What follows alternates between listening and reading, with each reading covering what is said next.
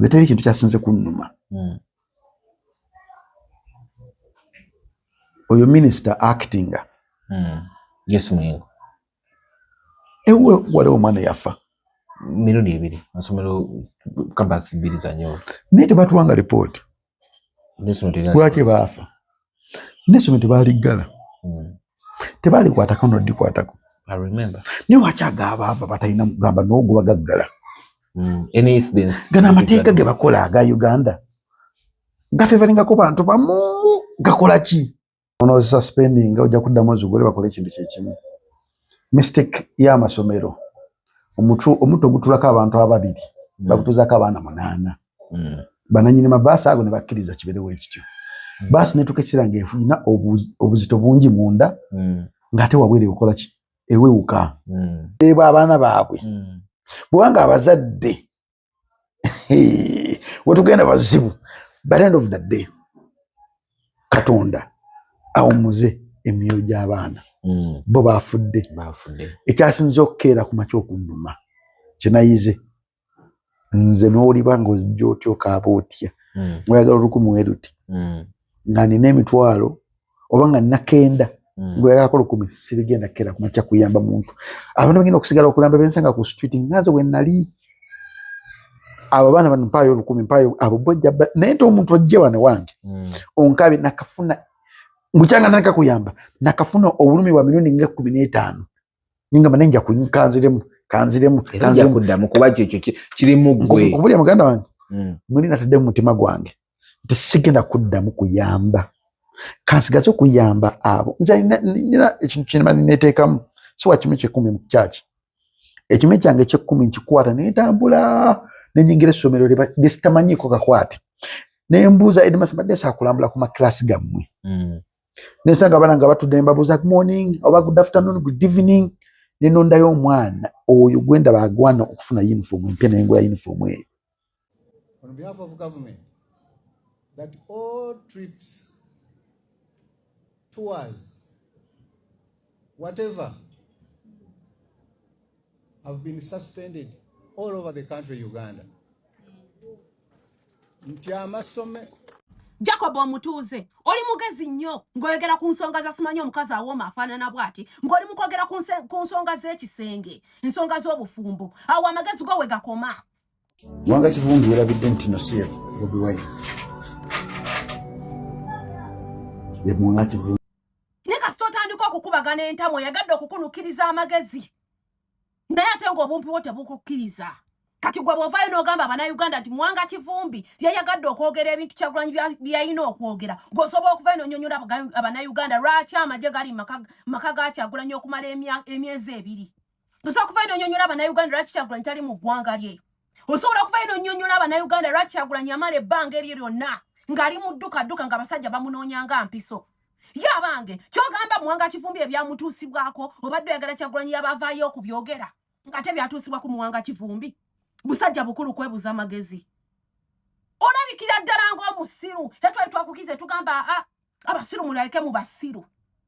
Era ng'owulikika ng'omugezi ng'oyogera ku nsonga z'obusolo ng'ogera mu nsonga z'okwegatta nga nnyonnyola mukyala awooma simanyi omukazi akola atya bw'afaanana. Ne kasita oyagadde okukunukkiriza amagezi go bwe gakoma osukkewokko kati ate awo n'oyoleseza ddala obutumbaavu. Kati nze abadde abuuza abantu bonna abafiira mu maka ga Mwanga Kivumbi be baatirimbula. Ye Mwanga Kivumbi agenda kunnyonnyola atya abantu baabwe nga mwe mugamba nti talina kwogera ku byamutuusibwako.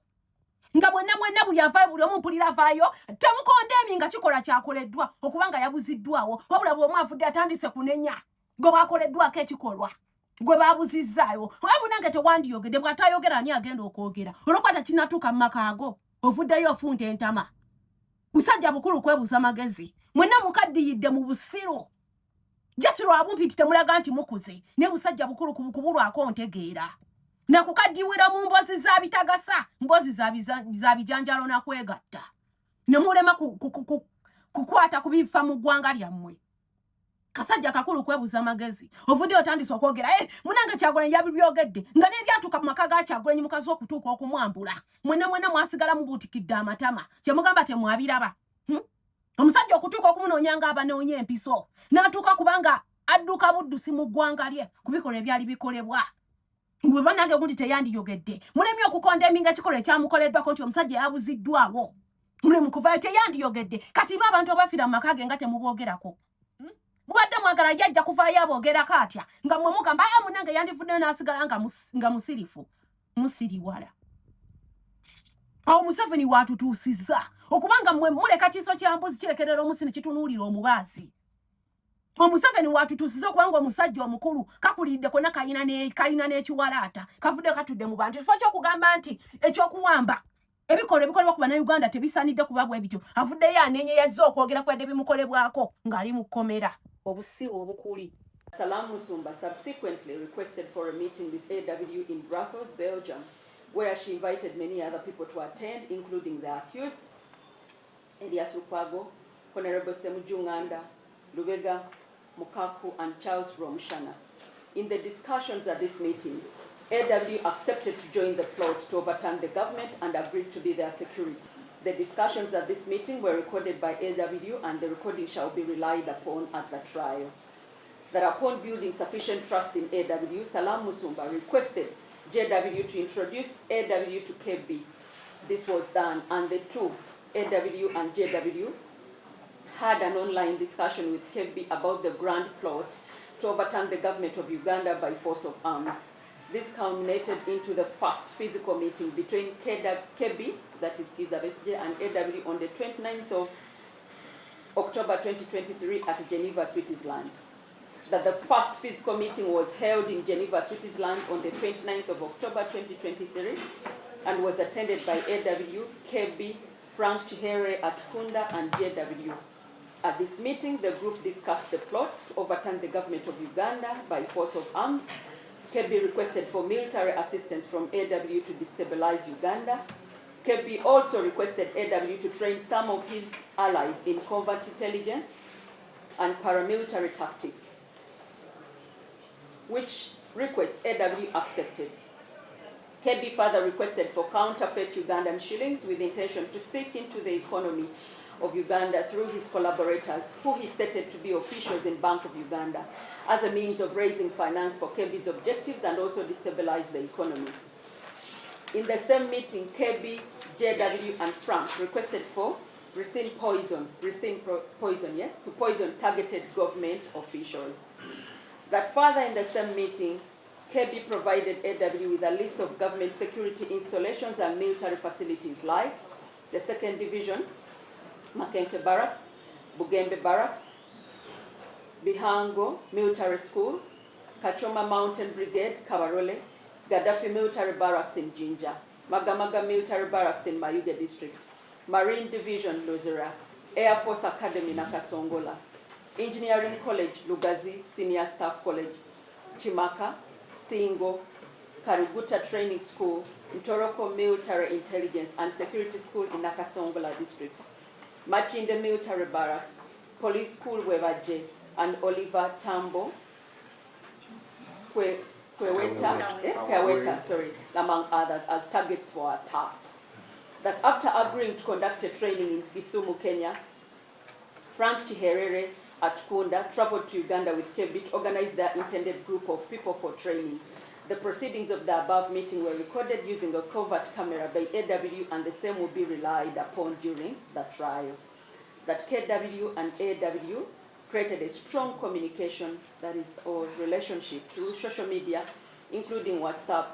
KB provided AW with his Swiss contact line number, that is +41 77 81 38 990, through which he frequently communicated with AW on mobile line number +19 54 39 40 141 WhatsApp.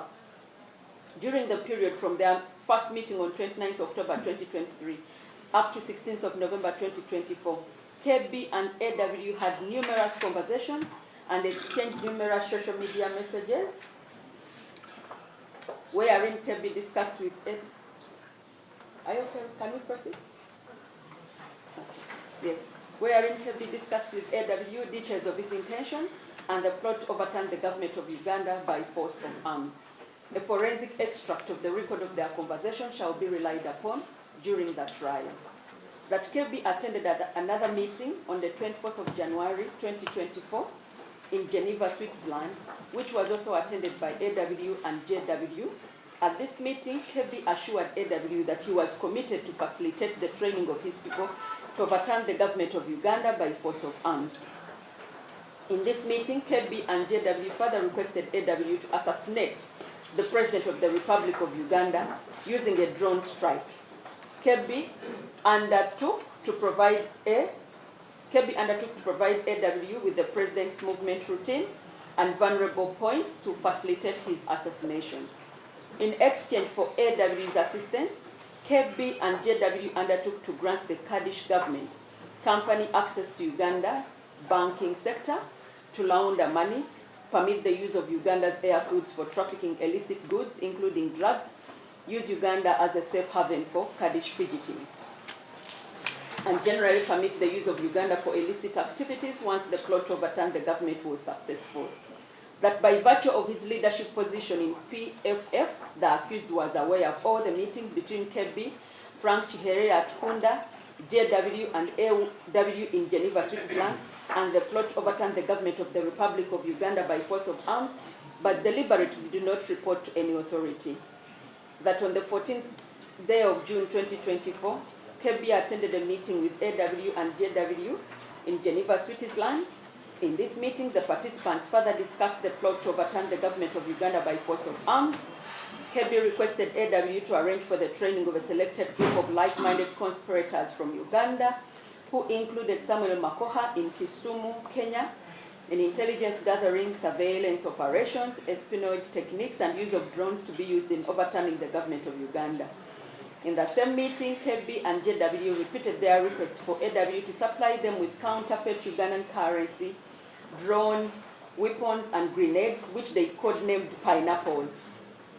Kirby provided AW with airstrip coordinates 21735 N32134 E6 GHH72VH plus 2P 72 VF plus 2P length of strip, 1,900 meters, 6,233 feet, altitude, 5,266 feet, 1,605 meters, MSC. In DRC for airdropping of weapons. Kirby further informed the meeting that he intended to use part of the Zambian territory for training and logistics.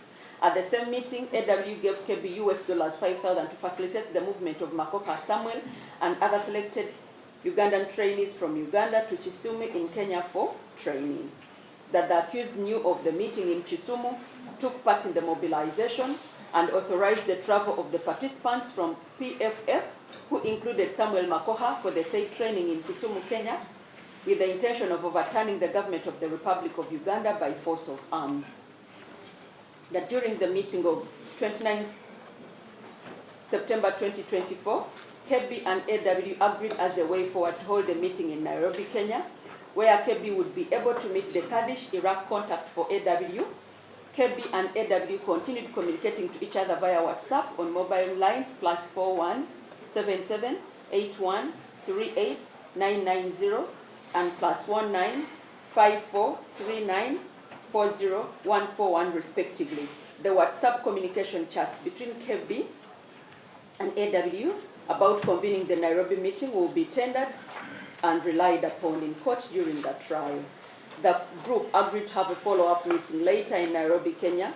That the said meeting of 29 September 2024 was recorded secretly by AW and another individual who was AW's agent. The recordings will be tendered and relied upon in court during trial. That on the 16th day of November 2024, Kirby Hajobed Lutale, together with AW and his Kurdish contact, attended a meeting at 108 Riverside apartment in Nairobi, Kenya, to further discuss the plot to overturn the government of Uganda by force of arms. The Nairobi meeting was attended by Kirby Hajobed Lutale, AW and his Kurdish contact, who was posing as a representative of the Kurdish government company.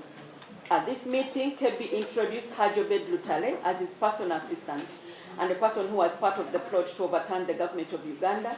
At this meeting, Kebbi repeated his request to be supplied with surface-to-air missiles and other weapons to attack helicopters and aircraft as one of the ways to overturn the government of Uganda.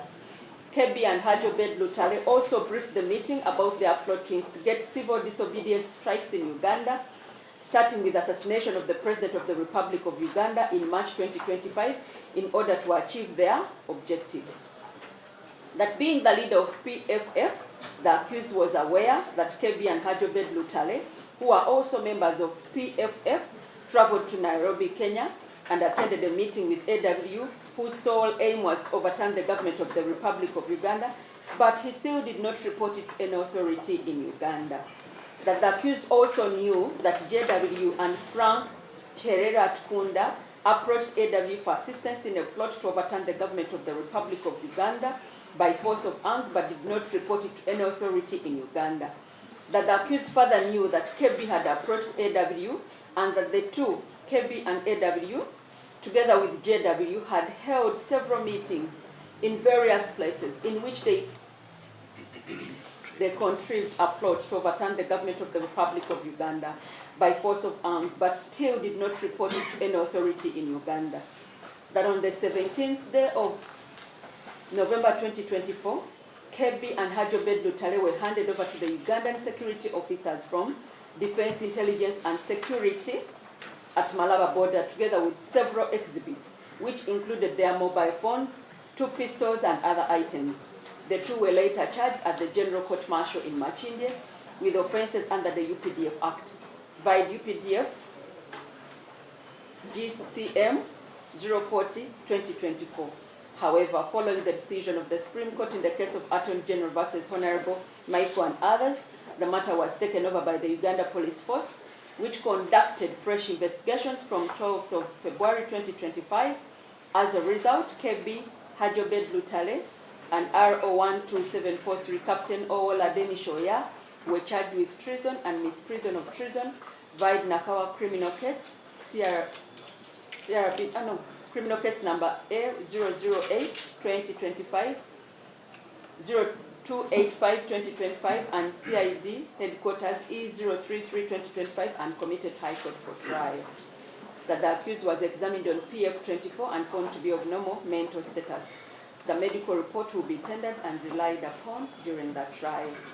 That police investigations retrieved immigration records and travel history of Kebbi, Haji Obed Lutale, Simon Utarondwa, and others. The records were analyzed and confirmed that the various individuals traveled outside Uganda during the periods of the alleged meetings and trainings. The immigration documents and records shall be tendered in court. That since 2021 and all along, AW was constantly providing updates to his handlers within Uganda's military intelligence. He covertly recorded both on video and audio all relevant meetings with Kebbi, Haji Obed Lutale, JW, and other conspirators, and shared these recordings with intelligence officers in CMI. He later handed over the electronic gadgets used to make the recordings and the audio-video recordings to investigators. These were forensically examined, and the resultant examination reports shall be relied upon at the trial. That prosecution shall contend that the accused knew Kebbi, Haji Obed Lutale, Simon Utarondwa, Joel Wakaima, Frank Tukunda were intending to commit treason but did not report it to any authority in Uganda or use reasonable endeavor to prevent the commission of treason. That prosecution shall further contend that the accused person indicted in this case acted with common intention and in concert with others and is culpable as such.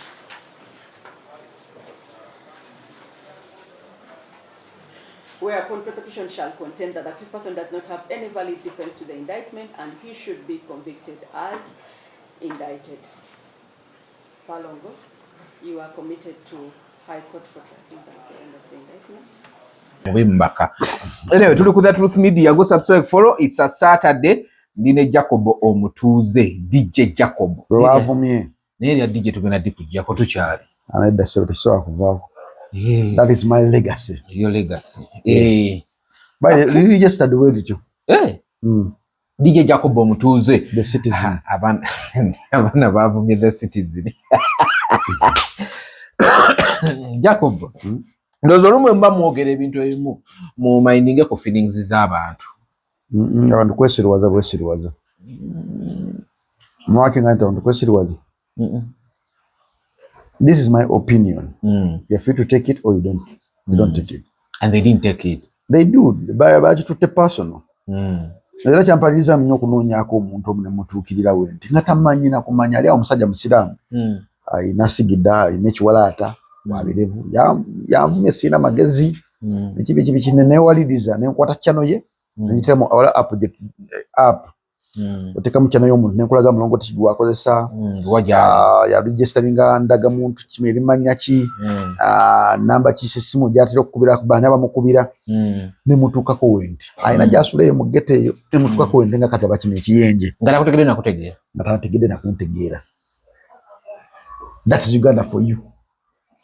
Nti if a mere person like me nsobola okutracinga nenkufuna wano omulamu mukazi oba yanvumye aliwa wabweru wa Uganda ali wabweru yakugambye sigala mu byalavu ekwakokkiriza enuvaayi abantu okumanya tebategeera. This was my statement. I said Mwanga Kivumbi ranchiddamu on record si Bobi Wine mu Uganda tubadde n'abantu bamanyi aba basatu kati tulina aba bana asooka President Museveni okubiri Kabaka Mwenda Mutebi okusatu CDF okuna Bobi Wine Kyagulanyi Ssentamu Mwanga Kivumbi talimu abo era nkiddamu Mwanga Kivumbi yalowoozezza nti yani Kyagulanyi nenga si Kyagulanyi lwaki nayogedde bwentyo omuntu okwogera ebintu Mwanga Kivumbi yayogedde olina okuba nga olina following emabega nga naye bakwatako obukwasi we bati oletawo spark ey'amaanyi Mwanga Kivumbi kyayitamu kyenayitamu Mwanga Kivumbi batta abantu ewuwe nze bakuba omwana era akuma akalulu kange emisumaali nakulaga video nagiraba ne bakuba omwana bamugyamu amannyo mwenda mapengo ku myaka emito okitegeera notunya omusajja omukulu tabanko teyeesimbangawo tagenda nkomu struggle ye omulimu gukwata data kuteekawo oli wabweru tomanyi ffe kiki etuyitamu but they finance abantu abali wano who said they finance bali gomanya bana omwana gonna kulaga wa musumali. Do you know how much I've spent on that boy?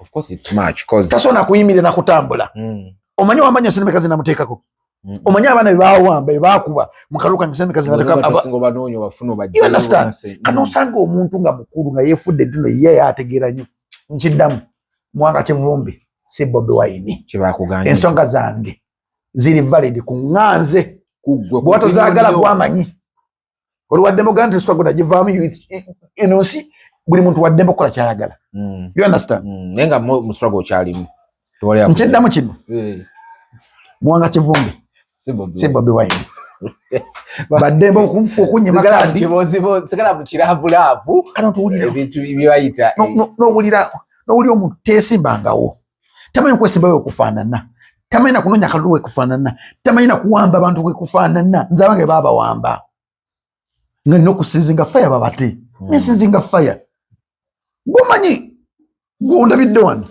naye kati kankubire butomanyi ondaba bulabi ndi mubi ngaewe ntukira okukunoonya nenkutuukako wendi musajja mwerabidde erinnya kiri wano kiyenje kisajja kikulu kiri awo kirinnya nnyo ku TikTok kisiraamu kyefula nnyo nti okitegeera nnyo naye nga tekisiru erinnya lye nderabidde namutuuseeko wendi naye nga lakati laba onufala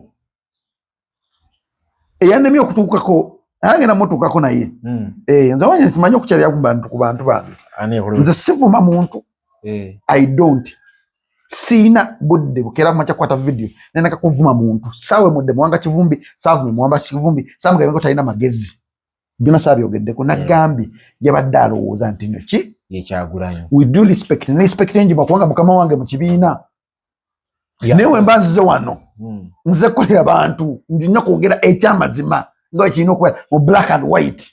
I don't pretend. Nze siri muntu alimba ompulya bulungi nnyo naye bagambe totabukidde aba Nuupu olwo Nuupu kyeki National Unity Platform be bantu abadde bakunenya ku bintu byayogedde ngani bakunenyanga bamemba nga Jacob Omutuuze kale era oli memba wa Nopo yes kyagala okungamba nti Nopo be babanenyeza they contribute they subscribe to ekibiina yensonga laki baade bakugamba ne bagamba nno omuntu wanavayo nayogera ko ng'omugamba ebyo omuntu naye abalina okwogera kuba biba bimuluma nze soogera oyogera naye ate tumbutoyinako ate kunenya munno bwe muli mu kibiina kyeki muganda nga ojja ono okyazizaani Jacob Omutuuze Nopo bamanyani akugizibwe Jacob okay there are two people in one vessel baide bali bantu basatu mu vessel ejo mubiri gumu asooka bamuyita akugizibwe Jacob oyo Nopo gwemanyi talina saidi aina ejo emu Nopo ewagira era gwe bawa kaadi DJ Jacob Omutuuze munnamawulire ayogera ekintu mu black and white okay waliwo tata kati nze gwenkyaza waliwo tata Melissa yakola ki oyo nno bamira no nonsense kati ndumukyazeko ku tata Melissa he does not pretend kati no kyazizani oli mukyaza DJ Jacob Omutuuze tata Melissa mundaza abavumi balabe asimanyi bali awo tebategerekeka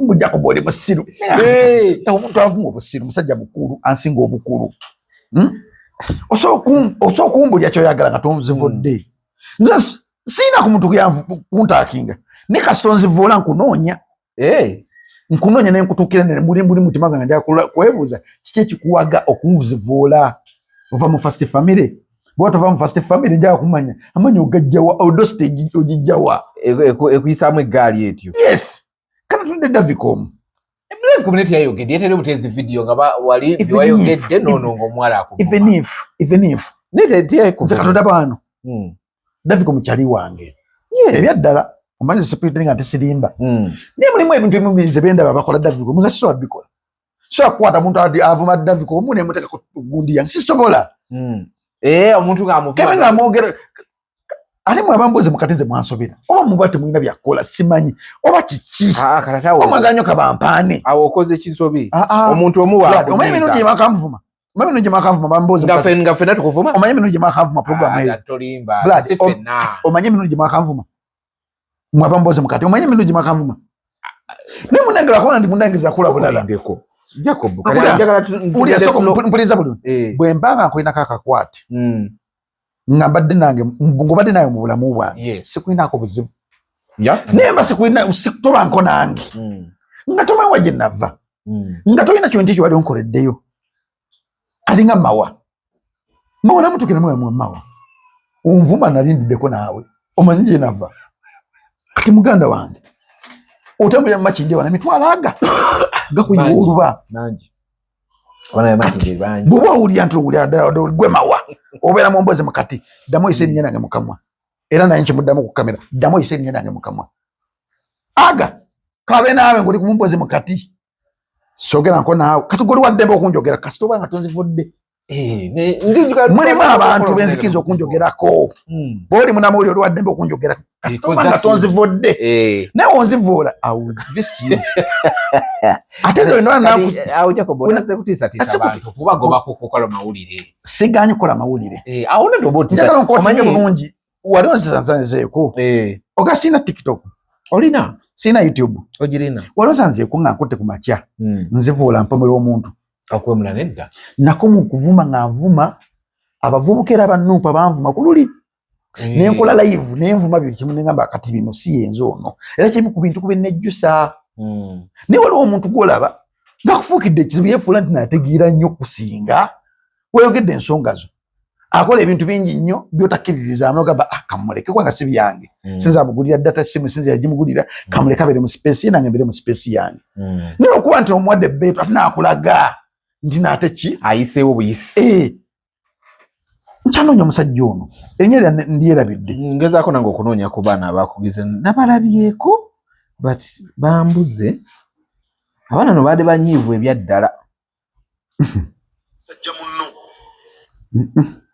kati nze omuntu obeera munyiivu kusa oli munyiivu kusa idiyo nze tebinkwata kuba oli munyiivu oba toli munyiivu nze ekintu kye njogedde sikizza mabega era sikyejjusa kukyogera. I speak what I feel. I don't pretend. That's me. Ekibankuzaamu baŋŋambanga omusajja talimba, omusajja tiyebwalabwala, omusajja ayogera ekintu akyogera nga kiva ku ntobo y'omutima gwe. Yenze oyo omubimbaka kali akatoke mu nsonga nsanze mpuliza akagundi akanamukwa nze namukwa omubimbaka kutusobola kusabbitinga muntu nga tonvumye.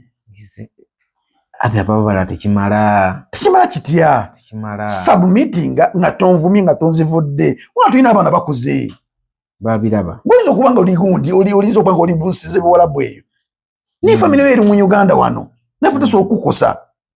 Omanyi omuntu obanga tomusobola nonyayo ekintu kimukusa nogati omuntu nomukuttewo ekintu asobola okuwulira nti awulira muko ku bulumi bwempulidde. Anayi kyokka bwe video nadde nziraba luli kati simanyirwa zinonye nange oli omusajja mukulu n'abeerawo ku TikTok simba bamuyita ani yefula nnyo nti munoonya naye ambuze kati muzeeyi kati kanziramu oyo yekeko ku TikTok oyo kati Blood dayo okola video egyo emu awo tomukanze kamunoonya erinnya linjagaza erinnya waliwo no gwe hospital official bay oyo yakuwadde talina byeyampadde naawe talina byeyampadde ajje mu Uganda abyogerere wano ajja kakasanzaani ajje mu Uganda abyogerere wano aleme kubeera eyo gyali. Ffe tuli mu struggle entuufu because tuli ku ground. We invested a lot. It almost killed our life. Kati governo ga simanyi gwali mu struggle simanyi biki gwani nze byayogera kati nze byayogera so byogera ogasoka kwata TikTok ne muvuma kona kyayagala nisijja kikola because ni ekintu kyenzigira kulonza omusajja gwe nnoonya musajja mukulu oyo mufeeko oyitana makulu yakuwadde ense mu bonya nzawala gwenjagala okuddamu ali oyo musajja oyo nagwe natuukiridde nga takimanya kimanya nti ewuweeyo bantaginze mu bintu bye wano nenjagala mugamba kintu kimu kati wabanga awulira nti ddala ali mu struggle addemu anvolving mu bintu bye by'ekisirusiru nja munoonya ajja kutegera nti omumanyi gy'asula muno bantu muno bewadde nnyo importance okulaga nti bo bali banna kati nga wokya katado ali mwezi bwegomba kalate njamulanga program ewedde obusobi gye nakozesa ategedde erinnya lye saakutte erinnya lye naye kwali ku TikTok ayagala musiraamu kwali ku TikTok ayagala nnyo ebintu byenkyukakyuka.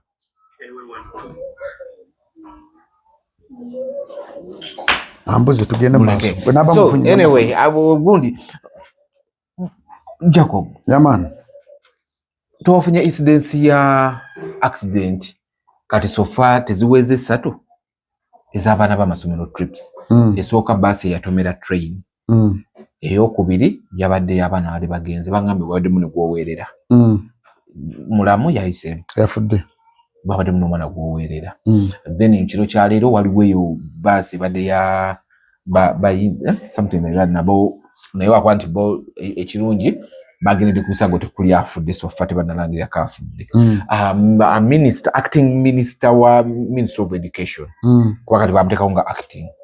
Then atenga ye minister wa higher education bwe yazze abantu abamu kibakubizaako empower bwe yazze mu bigambo bye yagambye trips are suspended till further notice. Mabega ko tumujjukira nga aggala essomero ly'Okero lyatamu abaana enkeera minister Balamu n'aliggula. Tubijjukire abo kino ekyokuggalawo ekyoku suspendinga trips kyekimu ku binaaviirako gundi zino accidents okendeera. Kyekigira okuviirako accident okendeera nono suspendinga ojja kuddamu ozigole bakole ekintu kyekimu. Mistake y'amasomero omuto gutulako abantu 2 bakutuzaako abaana 8 bananyini mabaasi ago ne bakkiriza kiberewo ekityo baasi netuuka ekiseera ng'efuna obuzito bungi munda ng'ate wabwere okukola ki ewewuka netuuka ekiseera nga mu kkubo ekkoona nga obuzito bujja kudda ku sayidi emu etuuka ekole ki wali obuzibu walayo minisita w'abavubuka yegeze nagwa ku randomly ku bus ngerimu abaana 8 ku mutwagu muto kumu ngo wana butowe buti guteberezaamu okuba abantu bakyali bazadde bwekera bukesi 12 ezokumacha olaba abaana b'abantu bebateeka ku bodaboda abaana banna maaso waliyo 2 ono ku tanka emabega waliyo 2 naye bebatwala baliwe bati nga ena slide mistake nakonako omukanya waati oyo omwana agwere abaana bonna bajja bagwa wafe wano mubunamwaya omusajja yali mu Amerika eyo yagulira mukazi w'ennyumba n'agulira emmotoka naye omukazi nga bano bapati animal yalina abaana aba 2 ng'ekyamugwisa emmotoka kutwala abaana be kuki ku ssomero kola yapatinga ku Mande nga abaana balina okugenda ku ssomero n'akubira wa bodaboda abatwale wa bodaboda bajja baana aba ng'okubavuga essomero liri mayiro nga 3 liri mayiro egyo n'abateeka ku bodaboda yali yakatta n'akutuuka nannamasuba n'okwesimu nti abaana bafudde batya enkuba yali etonnya n'akuba kano kagundi agenda okukola eti ne kaseerera abaana bagendayo bati emmotoka nejja nebakola ki emitwe egyo negibetenta owabodaboda n'avaako nga mulamu because abaana babatwala bali mu tulo katono mukuba kano bagenda bugenzi bonna mitwe mukubo otulo nga tumusingidde emyezi 9 gye yeetikka otulo nga tumusingidde okutwala abaana be yakeera ku makya okuleta mu nsi ku ssomero nga n'omusajja ali wabweru astruggling okumakinga sure nti abaana be bafuna environment ennungi omusajja bamukubira essimu n'agamba munnange daddi abaana bafudde batya bafuuyidde ku bodaboda batya munnange omukazi yazirise munnange yadda yeebase n'akubira wa bodaboda yafudde bodaboda mulamu ye teyafudde mugamba omukazi akwate buli kimu kyonna kyayagala aveewaawo kyonna kyayagala aveewaawo ngenda kujja temuziika bana wenga sinakolaki yatwala ennaku ezo kulwokuta najja mu Uganda n'agenda mu mokyere n'abatumya abaana be waati ne bagenda baziika abaana be teyayogera kigambo wadde n'ekyo naye wamwita okwogera teyayogera wadde n'ekigambo wadde n'ekyo wazi yagamba bugambi kwata buli kimu kyoyagala kijje mu nnyumba eyo ne kadi y'emmotoka yiyo ekibadde kitugatta nze naawe babadde baana kiweddewo ennyumba yange ngitunze ngenze mu Amerika kukola ki kubeeyo taddanga yakyawa Uganda obulamu bwe bwonna osegera mulimu abazadde b'otunuulira noga naye omuzadde ono ddala muzadde kale tuganye yes abaana basasulidde trip naye weebuze ng'omuzadde bagenda mu motoka ki beerawo nga basimbula olabe omwana we agenda atya kyekyo kiraga nti oli so inquisitive oyagala kumanya kiki ekigenda maaso ku bulamu bw'omwana wo naye gwe oweereza buweezi sente baagala 23 kugenda nze teri kintu kyasinze kunnuma oyo minisita actinga Yesu Muyingo ewe waliwo omwana yafa mirundi 2 masomero kampasi 2 za nyo naye tebatuwanga lipooti lwaki baafa n'essomero tebaaliggala tebalikwatako nodikwatako naye lwaki agabaava batalina kugamba n'ogwo bagaggala gano amateeka ge bakola aga Uganda gafevalingako bantu bamu gakola ki lwaki okeera ku makya guno oyagala okulaga nti nolina obuyinza ku bintu kopapatira omulala nga obuyinza tebukukwatako you understand kikisinga okunnuma mulimu ninga waki amateeka gano gafevalingamu abantu abamu waki galeetera abantu abamu okubeera nga bo tebakwatibwako otegera owabavubuka bambi ye gwe bataddewo yali wa Nopo ye simunenyanyo bambi kwa bambi kakyali kana kato ate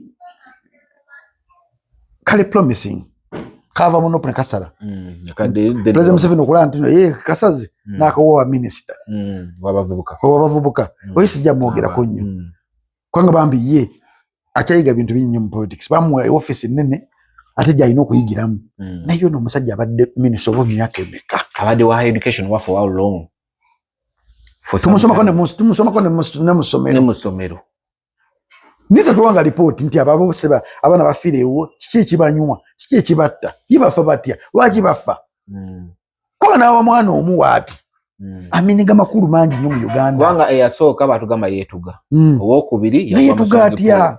Waki yeetuga? Olala yagwa mu swimming pool mubadde bali bikini bamusanga mu swimming pool ng'afulontinga. Kati yo ku byajja kulina ery'eggaba yagambirawo essomero liggalwe. Neebuuza ye liri lwaki teryaggalwa.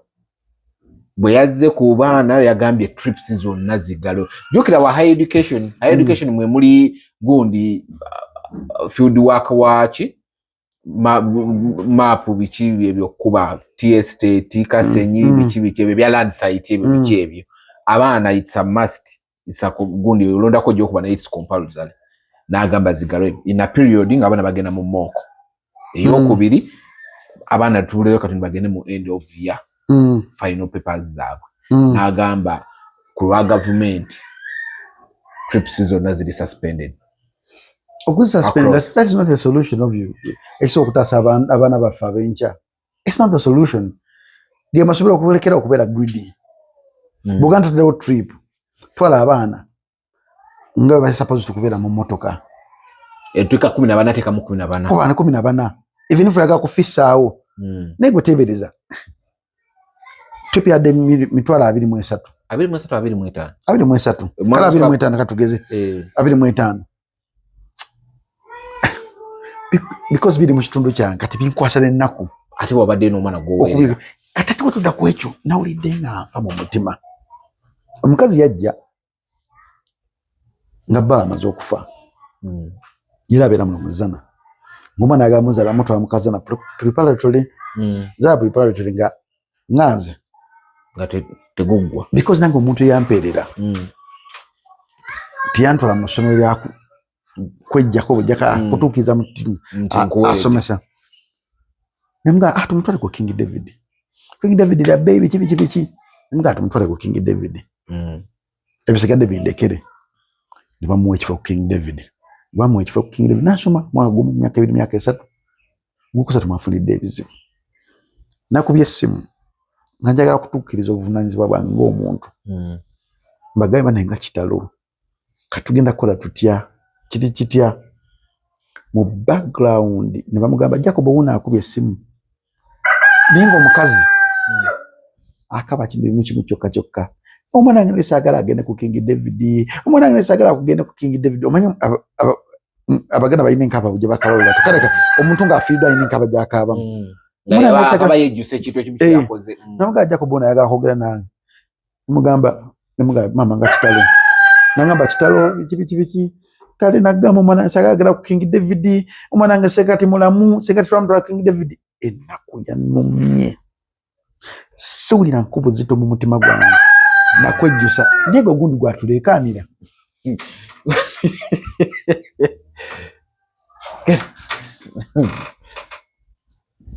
Ennaku yanumye. Omukyala n'akaaba. Ennaku yanumye.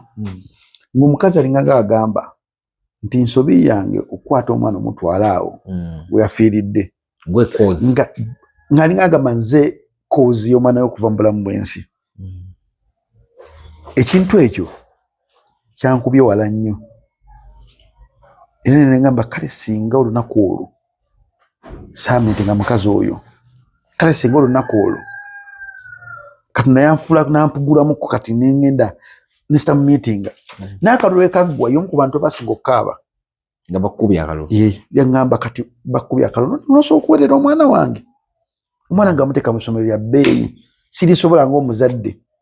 Ne mugamba. So obulamu bwonna wadde akaba ssomero lya bbeeyi. Ne mugamba. Katonda yamanyi. Wakikyaze bwekiti. Because nze nzikiriza. Tuteekateeka nga emyoyo gy'oku nsi. Katonda naye the Almighty God yamanyi the precautions za buli kimu kye tukola. Nga Katonda yamanyi. Nze n'omuze bwe mba ngenda kukola ekintu nkikola mwaka mulamba. Nti sikuviza omwaka guno. Zatamu 3 nazimalayo ezo zatamu ezo. Kabina nyumba ngyensulamu nsasula mwaka mulamba.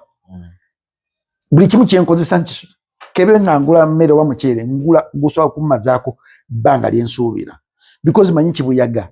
COVID yanjigiriza ndio inokubera ngo ine kintu kyotegesaawo in case of anything nga kiri awo goyinza kikiza nti nze ntambula ne passport yange ne send za swa kugamba ntambula nazo mu motoka ntambula ne passport ya mwana wange ne yange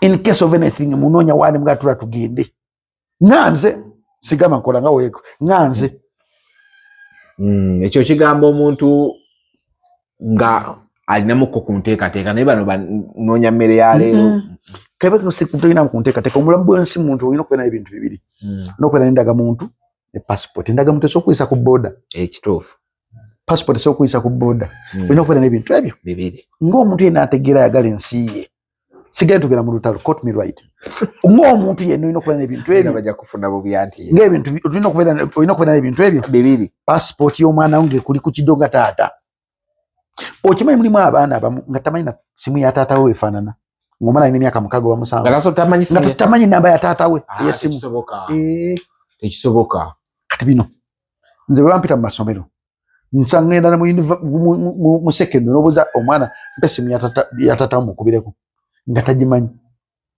naye kyatteeka omwana okuba ng'amanyi essimu ya maama we essimu ya taata we n'essimu y'omuntu omulala maabange bamanyirya maama na taata waabwe osege n'essimu y'omuntu omulala in case nga mu ababiri abakubidde banga zafunya problem nga alina okubira omuntu nga alina essimu ezo naye osanga omwana ng'amanyi olugimba lwonna nga okuva ku matu paka gye tuggwa naye ng'omubuuza njagala ombuulire essimu ya taata we eri kiba ya maama tagimanyi omuzadde yonna nga tunaakira makya kunenya ssomero soka weebuuze gwe kiki ky'okoze okuprotectinga omwana wo omwana wo omukoze eki okumuteekateeka osanga omwana ewaka nga maama ali ku ssimu taata ali ku ssimu nga n'omwana alina essimu naye nga omwana ebintu byalaba ku ssimu biri totally different biri out of how is rich ng'omwana okitegeera kituufu egavumenti seyijjokera makya okuyamba okutereza omwana we ekyo kibuvunaanyizibwabo ng'omuzadde buvunaanyizibwabo ng'omuzadde wantu ni omusajja yakeera ku makya nadda kugunda agamba zinateeka kamera mu kigenge ky'abaana bange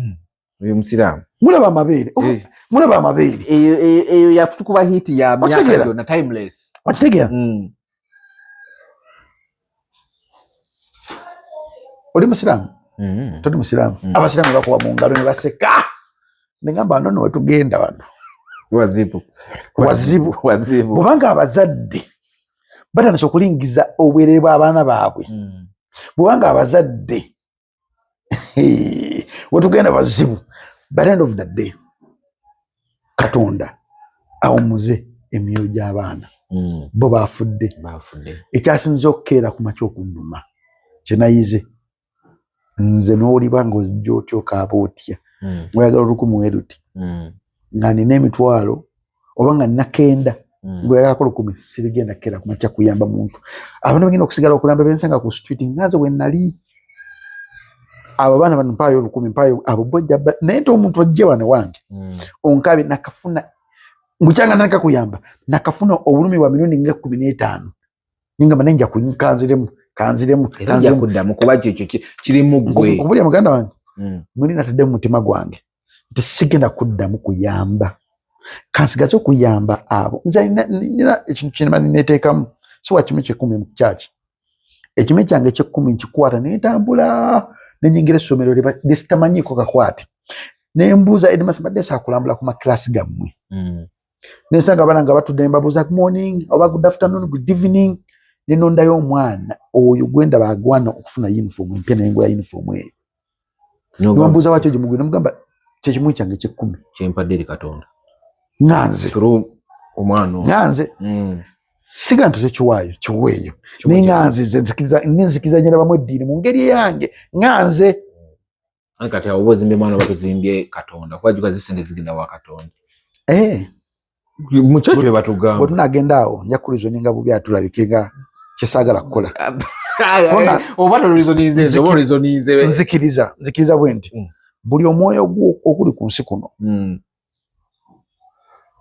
ekifula Katonda w'amaanyi kwekubanga kuliko emyoyo ku nsi egimusinza emyoyo girekera okusinza Katonda nekitandika okutunda individuals Katonda n'omulembe gwagwerabira omwaki abantu Katonda basaba ensi Uganda ekyuke nga tekyuka Mbaga bali muwulidde.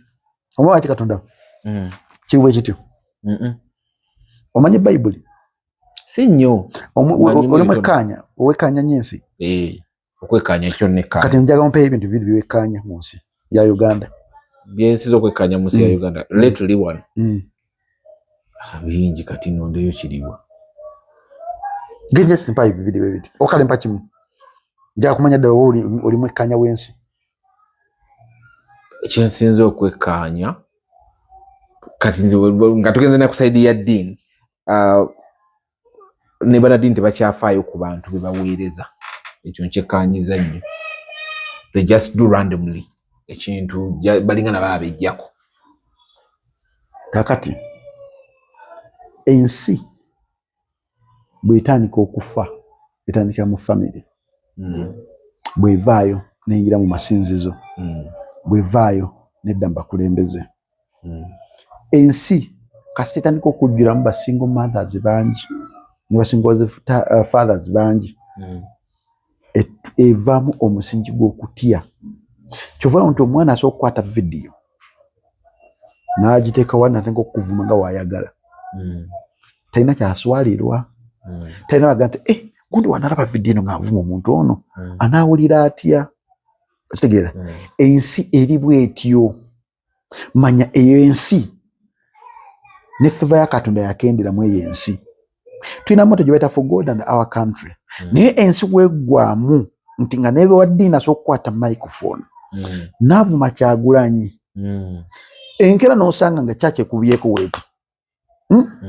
Kale Kyagulanyi tumuveeko. Ow'eddiini yenna n'atandika okulaga sayidi nti nze mpagira kino banaye mukole kino. Okufa okubumbabumba n'okukwata message ze nga Yesu yazikwata. Bwe bamubuuzako bya Kayisaali n'ebya Katonda bya Katonda because bw'oleeta ebya Kayisaali ku kituuti oba osse kyakiyo ne Katonda batali naawe. Kasi toddira era bw'oliwo olaba kyaki oba omuzikiti gwonna nga gwina politics mu gwo Katonda tali awo. Era oba kuba nga nze ategeera ensi awo sitoddamu kusabirawo nga nze. Era nze wentuuka ne mpulira engeri omuntu gy'abuuliramu namakati omuntu ono ne zino endigazi bwakabaka bulala nze obwakabaka obwange tebuli mu kuvvoola. Bw'ogamba nti ndi mulokole olina okurepresenting obulokole nga Bible bwekola ki? Bw'ogamba nti oli musiraamu olina okurepresenting obusiraamu nga Quran bwekola ki? Bwegamba. Naye okera ku makino ogamba nti no gwe odidde politics omweyingizizaamu kyokka nga okubuulirako kugenda kulaga sayidi. Mu Bible omwo mulimu gwe bayita omusajja gwe bayita Job. Yali kyali wa Katonda. Y'omu ku bantu Katonda be yasinga okwagala ng'oggyeko Adamu. Y'omu ku bantu Katonda be yasinga okwagala. Naye Job oyo Katonda yatuula ne Sitaani n'amugamba omwana oyo Job bannanga njagala nsinza buli kanaku. N'amugamba akusinza because olina wamuteekerawo soft life omuwa ebyamagero omukolera kino naye kati senga muyingiramu netulaba ne basiba tasula ne basiba ssebo sokolineko Katonda ne Sitaani baasiba Beti. Sigeza Beti yava dda ava wa Katonda. Sebo Jobu musajja wattu kana mwaguye mukuwadde mugezesa. Sitaani yakema Jobu yakola buli kimu. Jobu nga ganta kola ki? Tava Katonda. Katonda tegeera ekintu ekyo nga mu bulamu bwaffe. Ebizibu Katonda abituleeteranga naye nga bamaze okwogera ne Sitaani. Najja kuba mucekinge mukuba muvumu kuntaba amagezi ge. Obasobola kuddiza ebiyenje nga lwe yakola. Wawaddiza nga ngondidde. Era ye mukuwaawo binafusi. Otadde Katonda ne Sitaani mu Beti. Buli kyoyo genda osome Job. Kituufu. Osome Job ogitegeere. Nti Job baatula ne Katonda ne bateesa. Abaana be ne bafa ebisolo byonna ne bigenda. Ne bateesa ne bagamba omwana kyaliwo oyo nsobola omukera ku okitegeera. Kabe Yesu Kristo Jesus yagenda okusiba ne Sitaani n'amukemanga. Bw'oli mwana wa Katonda buuka waggulu malayika zijja kukwata. Nkyana edda. Ng'omanyi ota nti Katonda si yasindika Sitaani okumukema. Kuba bali babeera mu Beti eva. There is good, there is evil. Yeah, where there is good, there is evil. Kituufu.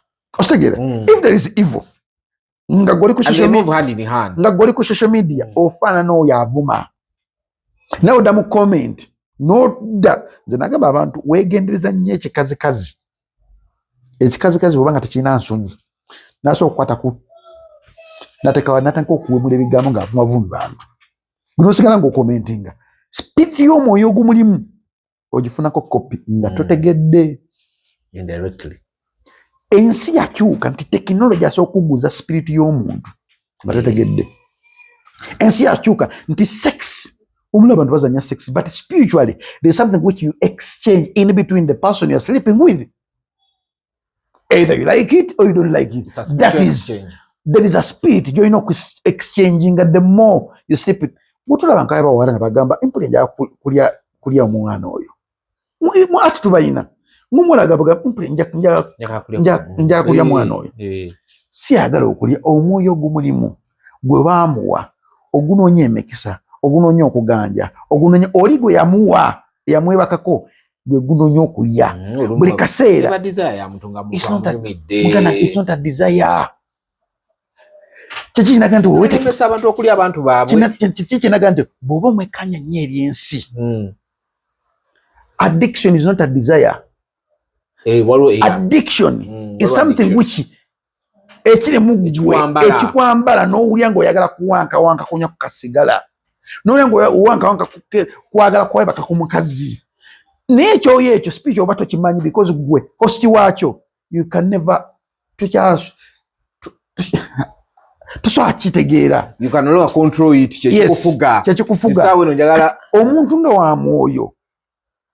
Nze mbadde mu art nendabye ebikulu bingi omwana yajja okubona mwaya ng'ayina ekintu ekimwebakako oba misana oba kiro naye omusajja yakimwambululamu yava Mwanza yabazaala Harmonizer n'akikwata n'akiteeka mu ndiga ngagisula mu Lake Victoria naye nga kiri ekintu bakimugjamu tiyaddamu kukifuna kintu kyonna wadde n'ekyo bino nkubulya ebya ddala tiyaddamu kufuna nti bamwebaseeko tiyaddamu kufuna yali musajja eyamukwana mu kiraabu n'amutwala weyamutwala n'amulya bulungi nnyo omusajja n'ataleka okumulabikira buli lunaku lwayagalira spiritually oba ali awo oba ali mu bantu oba ali ne maama we ng'alya buli wayagalira mu bantu ngono atandika kwemoola nkuzanyire voice note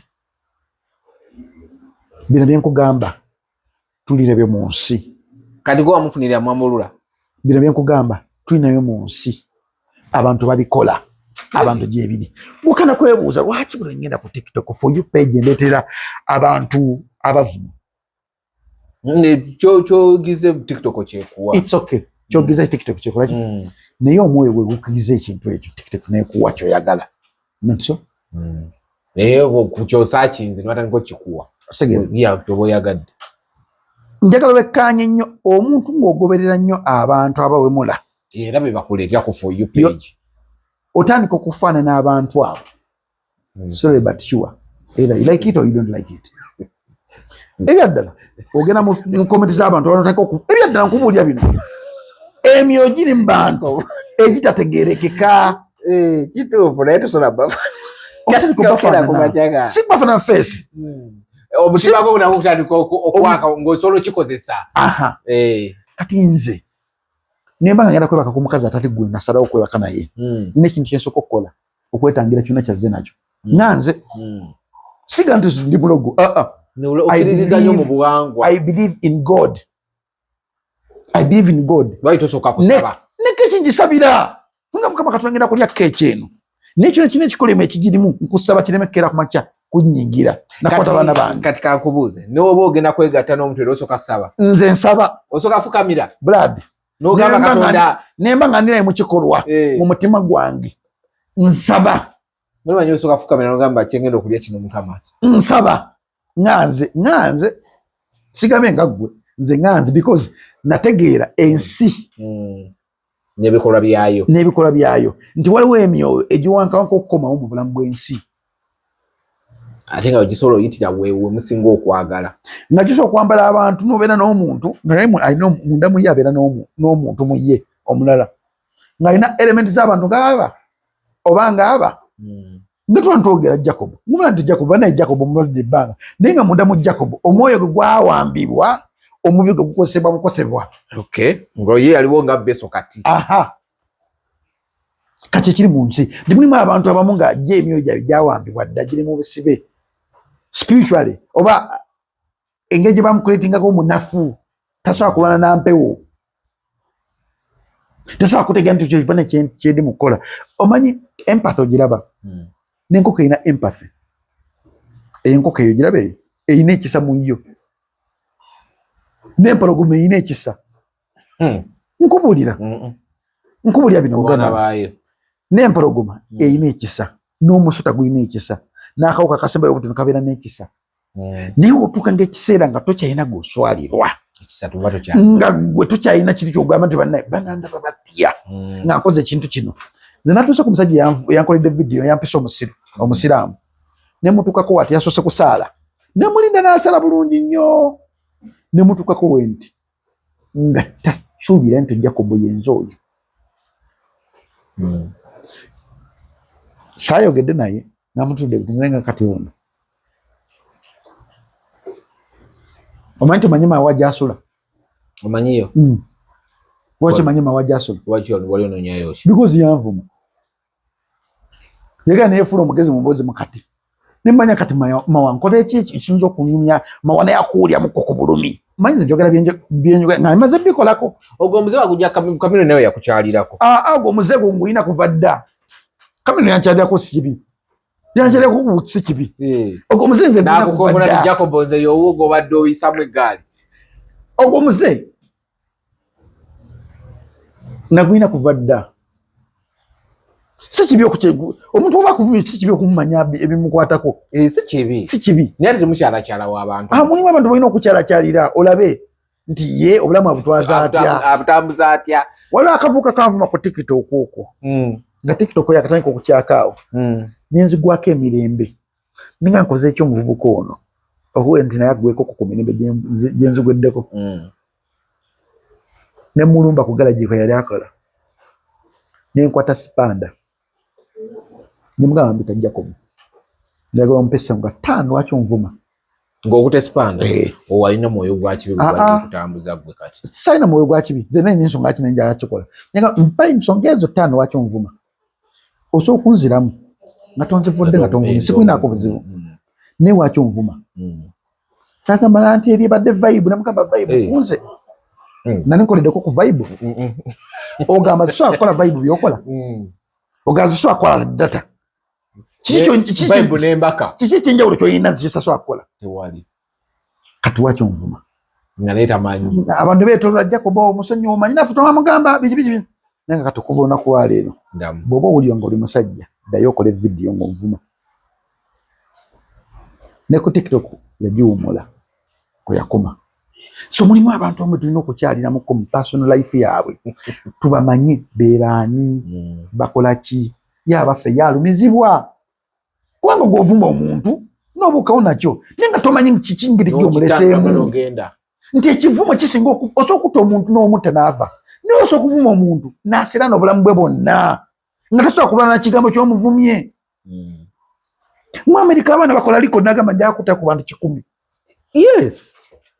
Nakwate mundu yazatawe nani umbesome n'abakuba abantu 10 n'agamba olina agenda ku kilabu n'aga kati buli ali munava wafu. Kati India wali film better kill the blogger. Najira emyaka 30 asatu emabega yandigiriza kino kitu kyenkola. Omuvubuka bamuvuma ku ssomero ne yekyawa. N'atandika okutta buli muntu ene yamuvuma. Omukomu. Kill the blogger. Ne ngali awo nenga pali bamusubya nti yatta. Nzinaanye filmu ezitategereka. Wano omulala filmu endala omukozi yaviirako amaka okusasika. Naye ng'omukozi yali azze kukola revenge. Si yadda nnyo. Si yadda nnyo yabisengiraba. So kati mulimu abantu abamu bolina okusooka okumanyako nogati kati omwana avuma ali ewabweru. Famire eri luddawa. Alina omwana. Oba alina omwana kiki kiyinza omulumamuko. Naye naawulira nti kino ekintu kinnumye mu mutima. Nafuna ekintu kyaswalira n'asizinga faya. Wetakola kera macha kulumya ku bantu batulumya. Tetujja kera macho kukyusa nsi yaffe. Bwoga nto siri mu struggle. It's okay siri mu struggle. Gubera mu struggle matonze koza iki? Tonze vodde. Wonzi vola nyanya kuno nyanga ekingenjo kuvolamu. Nezo sijja kuvola kolanga. Kubanga kyo sobola nakyo enswalira. Ndi beneswa n'abayita ku TikTok nga ene daddy. Wavumye wa muddo musajja wa mudde bwaki. Nti yanvuma. Zatenja kukola kirala. Kyotajja kutegera nti nze akikoze. Naye nkikoze. Nzire no ngamuka mukatuna munange. Nade neta somwe gwangwade gufa. Omugumu guzikidde nsonyiwa. Mulo. Kanya nkubulya nze. Obuwerero obufunye bwa tabbu nyaate. Alabayo. Nagambye ekigambo kisinga okufa amaanyi. Mulimu abaana bali ku social media abo ng'ebigambo by'abazadde be bibabonyabonya okubeera nga kibali. Yes. Nga mama yamugamba ekigambo wakiti gokiranga ekitono naye ekigambo ne kifuuka geyeena mu ye. Buli kyabako kyakula ekigambo kikirikinga mu bwongo. Kati gwatamanyi nti ebigambo bisinga okufa amaanyi oluwaddembe okuvuma abantu nga oyagala. Naye mulimu abantu batajja kuvuma. Siwagira Muhoozi, siwagira President Museveni. Naye mulimu ebintu ebimu bye ndaba ebiri e Rwanda. Nebikubeera mu ngalo wenti. Era tosobola kutabuweererebo naawe nosigala ng'otambula. There's a video guno mwaka ndooza myezi ng'esatu emabega ey'omuwala n'omuvubuka bayingira loogi ndooza baali baludde naye nga ne bakwata video n'efuluma. Bangamba yafuluma katugambe essaawa 2 ez'okumakya. Zigenda okubeera 2 kitundu nga bombi bakwate. Thank you. E Rwanda tusobola kulesendeza mu lwamusolo ntambula tekisoboka. Owemule okole video ng'owemula ABC Monday to Friday. President Kagame nabakoleka. Tekisoboka. Kati wano mu Uganda wano otagawo omuntu dictator ddala oyo ayina omutima ng'ogw'e Rwanda. Abantu mbajja kutereera. Ensi yaffe eri mu kufa ng'abantu bagita tubalaba etuntu tubakubira ne mu ngalo. Ewe bale muyisizaamu eggaali. Naye gwe gwayisizaamu eggaali. Abantu bakulyako emabega balinga 10. Tomoni. Naye akuyisizaamu eggaali taweza n'abantu 5 bamulyako emabega. Ndali mu struggle. Ffe tusirikire ekyo. Oyo mwala yanvumye. Oyo simanyi wamitaani bye bikoze bitya. Official gendako ewaabwe. Bw'abanga alina muzadde we mutuukirire mu buntu mugambe muwalawo. Anveeko. Sigala muganda muwala anvaako. Muno omuwala yali Dubai. Yanvuma omanyi kye nakola nga manyi munnange ali bulungi. Nakwata enkota y'ettooke enkoko bekinengere n'ennumba muzadde we. Mugamba maama bampita gundi. Nze kuwa bintu bino mukwano gwange. Muwala wo musibweti munange yagenda ne mugamba atusuuliridde nnyo saatagala naye kuba mama w'ekifaananyi nga tuli naye nembimuweza ku TikTok ye mu akaunti ye ne kakati yabula simanyi wa gye yalaga ng'owakere n'omutwala ettooke nakeera ku makya nengula enkota y'ettooke ennyama sukaali biki nennumba maama we kubanga we nakwata chano ye yampa buli muntu yenna ali mu phone book ye okimanyi nsobola okuyingira mu simu ye nga totegedde.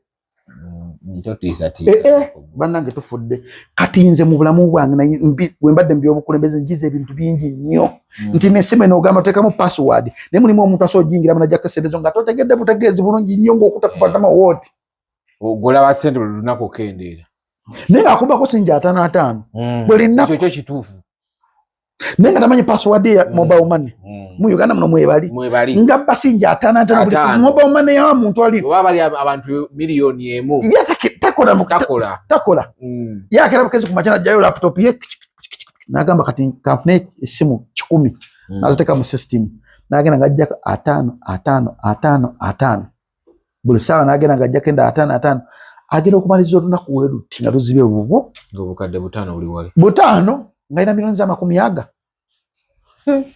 magezi gatta milioni za 20 nakwata milioni 10 naziteka mu investment zayagala nakwata 10 najja najoga mu bbaala nogana obumwana takola ne mwana ina zinto oyo naye ng'akolera mu mmwe nti Uganda bwetuuse Uganda bwetuuse n'obanga olina sex tape ku simu yo gijjeeko abana bahakinga omwana sokwata essimu yo nga takulina kuna ninga ali mailo nakola buli kimu kyonna nategera nti omuntu nakola wati alina sex tape nagiwamba bunundi gumu kana kula essimu ye efreezing omulundi gumu nga essimu yange badde ekola ebadde ki kumbe bajingidde mudde bakola byonna bye baagala oli omuwala we namuweereza maama we ne mweze twakuba munda ne tukuba abweru nga nze message yange njagajizza ndi gonvuma ate oli mubi nnyo okunsiiga ne bazadde bo tubatuna kyobawa ne bazadde tusobola okubekera mu ne kawalake keyaleka mu Uganda ne kuyanako ekifaananyi wayitawo kuyatuuka nakati olaba omusajja n'atose n'akwata ku mwana wange asobola okukola ekintu kyonna kubanga nze saayogera naye weyanvuma nabugira bulungi nendayikinga nenyingira mu inbox ye nemanya nemuweereza saanyiga n'agamba sini n'agamba bambi nsonyiwa n'ava ku TikTok okuvula otaddangamu kuvuma nenga kwali kati TikTok taliiko yagivaako kati mulimu abantu nga bo bamanyi nti balina ebyama bingi nnyo oba tebalina kyakufiirwa kuno ku nsi teri muntu atalina kyakufiirwa yebali gwe omuntu just abata nakutegeera nti gwe ekikuluma kyekino naye buli muntu ali ku nsi kuno alina ekintu ekimuluma Mwanga Kivumbi ebigambo byayogera byalumya omuntu ogwo nina yali mu bulumi naye byalumya omuntu ogwo nagamba kati ono wadde gundi agambibwa mute ne kati nze mumumpe kati nze mwagala wadde oli akoze odaba mute kati nze mumumpe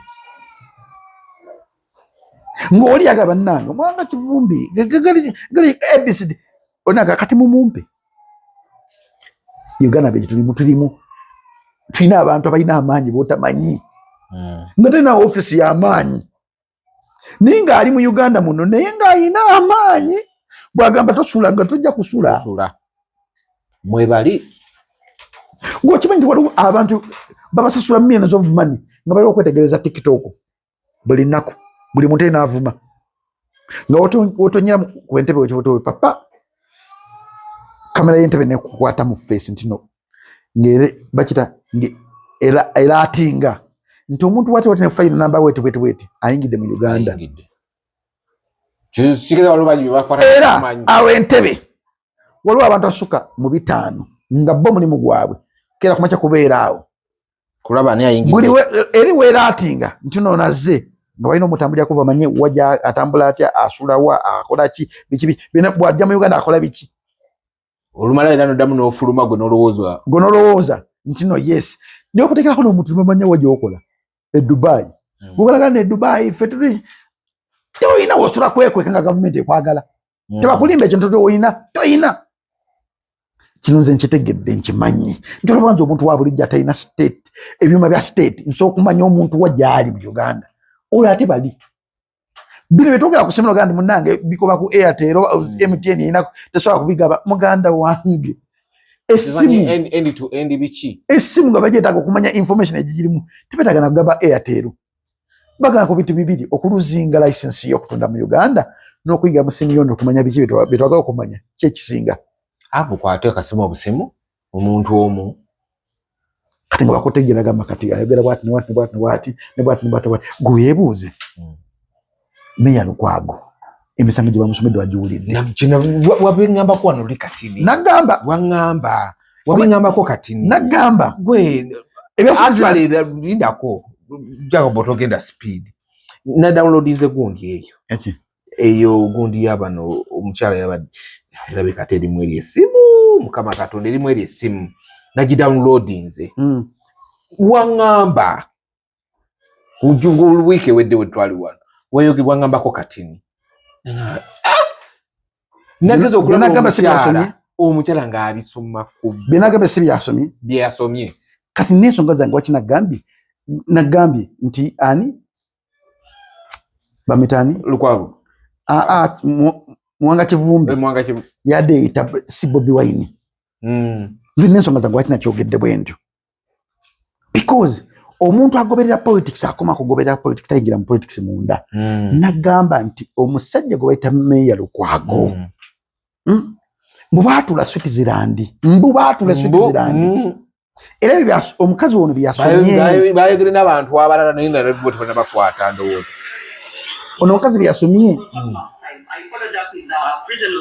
omusajja wosoma body language ya Meya Lukwago yatidde ali surprised yes nekyewuunyisa kikino bakwata Kizza Besigye nga bamanyi Lukwago byonna byeyakola nene bamuleke ne Salamu Musumba mwali naina muwulidde Salamu Musumba namugamba ku luli wanga walwa abalala naye tebana sina yeka bangi nabalabye Lukwago yabadde mu kagulu nga bamugamba ebintu nga bipya maaso ge matuge nga bipya nga tasobola kira maje kutegeera nti oba state ebimanyi ositegeera nga bipya ninga state badde nabyo okumala ebbanga no yabiri mu kalulu ng'ebiina ninga esibise era ko ebimu ku bintu ebyamuleeta okubibwa akalulu kanti kuddire mu kino era ebimu ku bintu byamuleeta okubwa akalulu aba kubeera meeya bino in Uganda, knowing that other persons to it, Joel Wakaima, Frank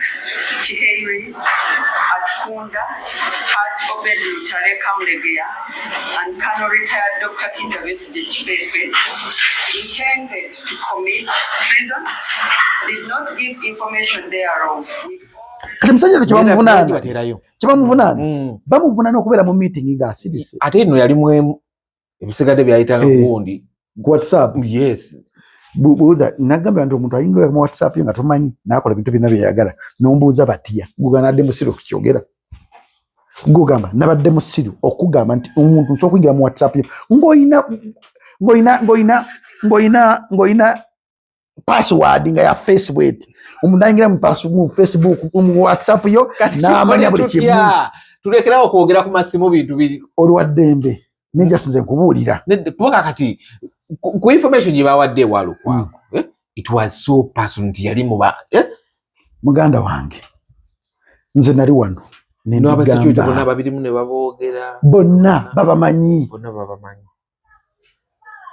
nti Lukwago ekimuvunanya bambi yali mu meeting ngabawulira teyayogera kwogera era tebagambye nti yali asiise bwekye ng'awulira buli kimu kyonna kigera mu maaso ng'akyusa anyinya ne video baziyina ng'anyinya omuntu ng'akyusa bw'ati nono yagenda emmeka n'atadde ani Semujju nganda so naye mutuufu alemye kudda kubanga sina yekka bangi ojja kubanga batunulayo mulimu abantu bebakutte botamanyi abatalina manyi ninga bangi kwa bali kati kankubuzemu ekibuuzo Erias Lukwago ani meya wa Kampala gundi ono bapakati bamitani bali mwezo ni Erias Lukwago Erias Lukwago abakubera meya omanyi bani mukutte immunity enaka minti akuba nti bino bimeya tayina immunity awo yali atiisa nnyo kati nga balina omuzannyo akakodyo bamuba akalulu anti immunity okutiisa abeere omuntu wa bulijjo bw'obeera omuntu wa bulijjo any slight mistake can put you down nti nze kama kwogera nze banvunaana okubeera ne bafuutusuja bagenda okwokya petrol station mu Uganda oba ekyeza kibuga kuba oyo kya petrol station emwezi zigale zonna zikwata kyekyo state kyeyina ogobuza bagukuteekako gye guli ngwina file ekyali open simanyi kyekyo intelligence ya Uganda kyezimanyi nti Jacobo ye ayina ganga z'abavubuka bwe mu ganga z'abavubuka zagezeko okwokya gundi petrol station nene simu yangu giraba omuntu abagera jingiramu nsobola okutegeera nti waliwo omuntu ajingiddemu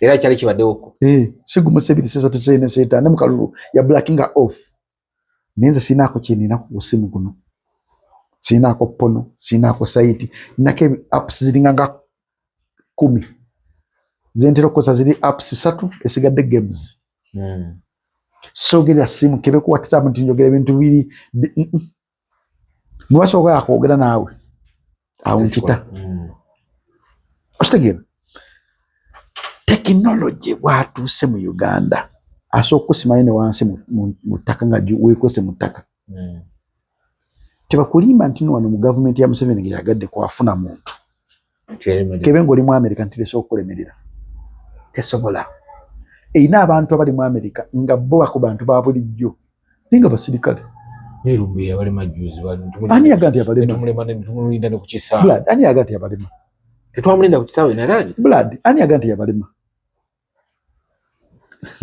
kati ndo kankubulire bwe bagenda ku bantu bagala kunonyereza ku Jacob bakwata Jacob ekifaananyi bakiteka ku screen ne bakwata Jacob wabayina abaana bameka ne babateeka awo wabayina abazadde bameka ne babateeka awo nandiko kulaga Jacob bugagga bwe Jacob atambula ate Jacob ne bakolako fayiro nga eri ku screen ano nze fayiro yange ngamba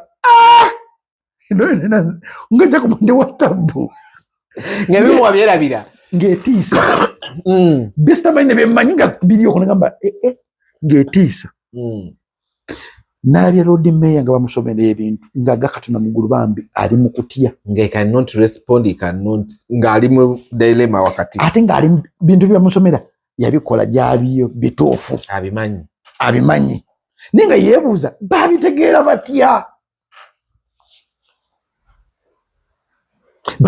batya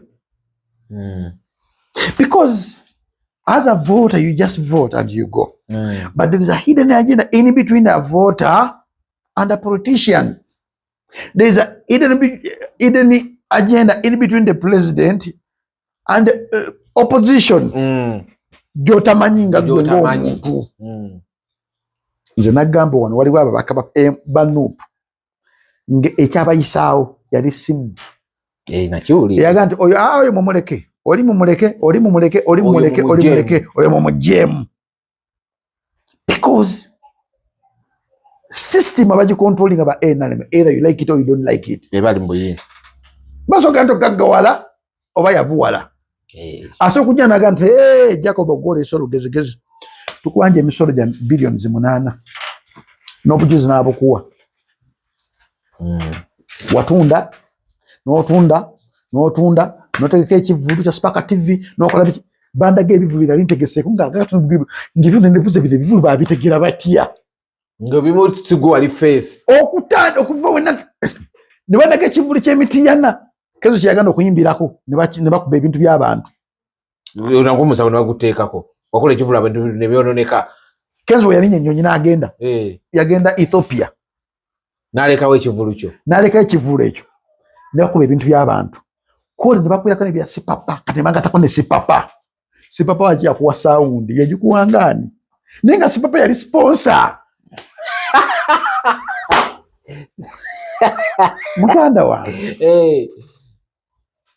muganda wange gwate nakutegera nti gwacholoza nti Uganda ekyali kali akasi kojokolyamu ekintu nodduka Masaka newekweke Masaka muganda wange omuntu atuna butunuzi mulongooti nakuba sako weti nibakutekeramu abantu 100 mwaga nga balina okunonya okufuna teri muntu aswakenda makuba kweka mu Uganda nga bamwagala tebakulimba tokola mundu yagama esimu yagiteeka negenda eri yenga deni kabeyo gasema erumbo esema yali tibamwagala bwagazi mukwata olwekyo bazo nga bamukwata ne batosa naye byalina okukola ebituufu ne batuula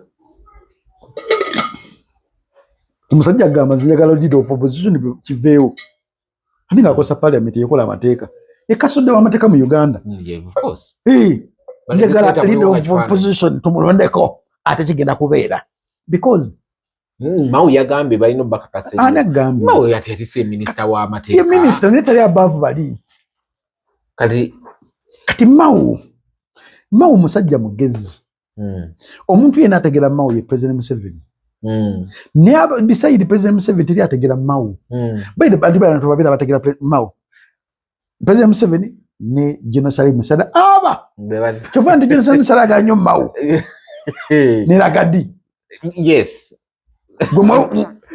Genocidal Musada aganyo Mau ne Ragadi because Mau mugezi he does not pretend akubule kintu alinga nganza akubule kintu mu black and white don't put the same mgana sikuwagira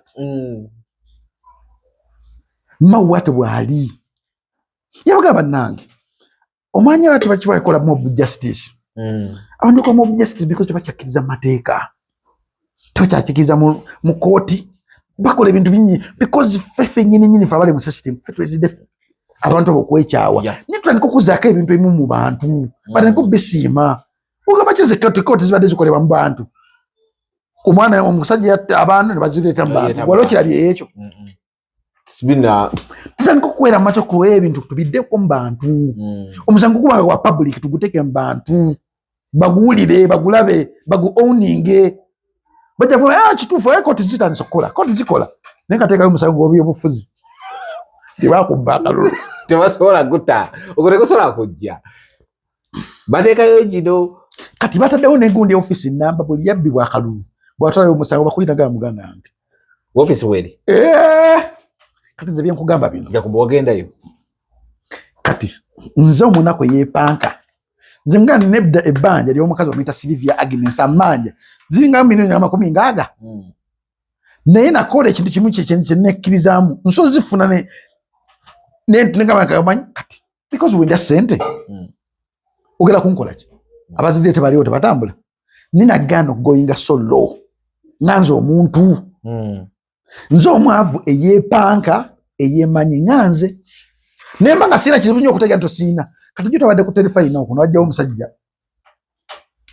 Wa NRM ayina mukuku biswazi. Programu yawedde. Kati Loni nangamba yantugende tumukuba olusekere mugamba Loni. Eyo Sijiriko. Sijikola. I don't. Nze kuba bantu bwenseke. So akira mateku nkwetimba muntu simanya ate mu wane. I don't. Njogera ekintu kyempulira mu mutima nga mpulira ntojja kituufu. Wenganti oli wamba n'ensonga zange nzikuwa. Wenganti oli mulungi. Ng'oli kyeri wange wankolako ekintu ekirungi kiwa credit. Nenga naye oli wambwa. Ne wankolera kino. Ne wankolera kino. So eno office gye bataddewo egenda kukola biki ebituufu? Erwa. Egyo ngambi gye bataddewo yaba. Gya misango. Because oba oli wa opposition bano poboka. Ya misango. Ataddewo. Katana inzo kubanga agitaddewo. Kakati nebuuza katate gwe government bana opposition obatera wuti uniform office. Kuba disaster zebateeka mu kalulu. Gwe ngani? Bakiveeko. Gwamanyi bibyo. Si government yagitaddewo. Just aba NRM. Ate NRM ani ali mu bufuzi. Gwomanyi. Nze si bigambo byange gwo byeyogerera. Kateri office. Office eri. Bakuna kante omusango twagala obujjeyo.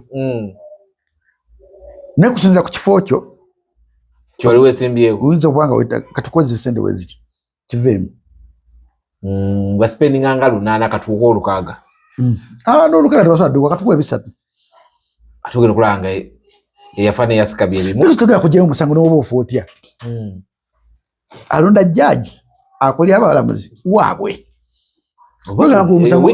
okujjako nga oyo omuntu gwotutte nabo bamwagalako interest tebamwagala waliwo NRM tebamwagala akati oyo kati kankuwa waliwo ekyabadde awantu basajja kugana ojja kitegeera olaba omunoonyereza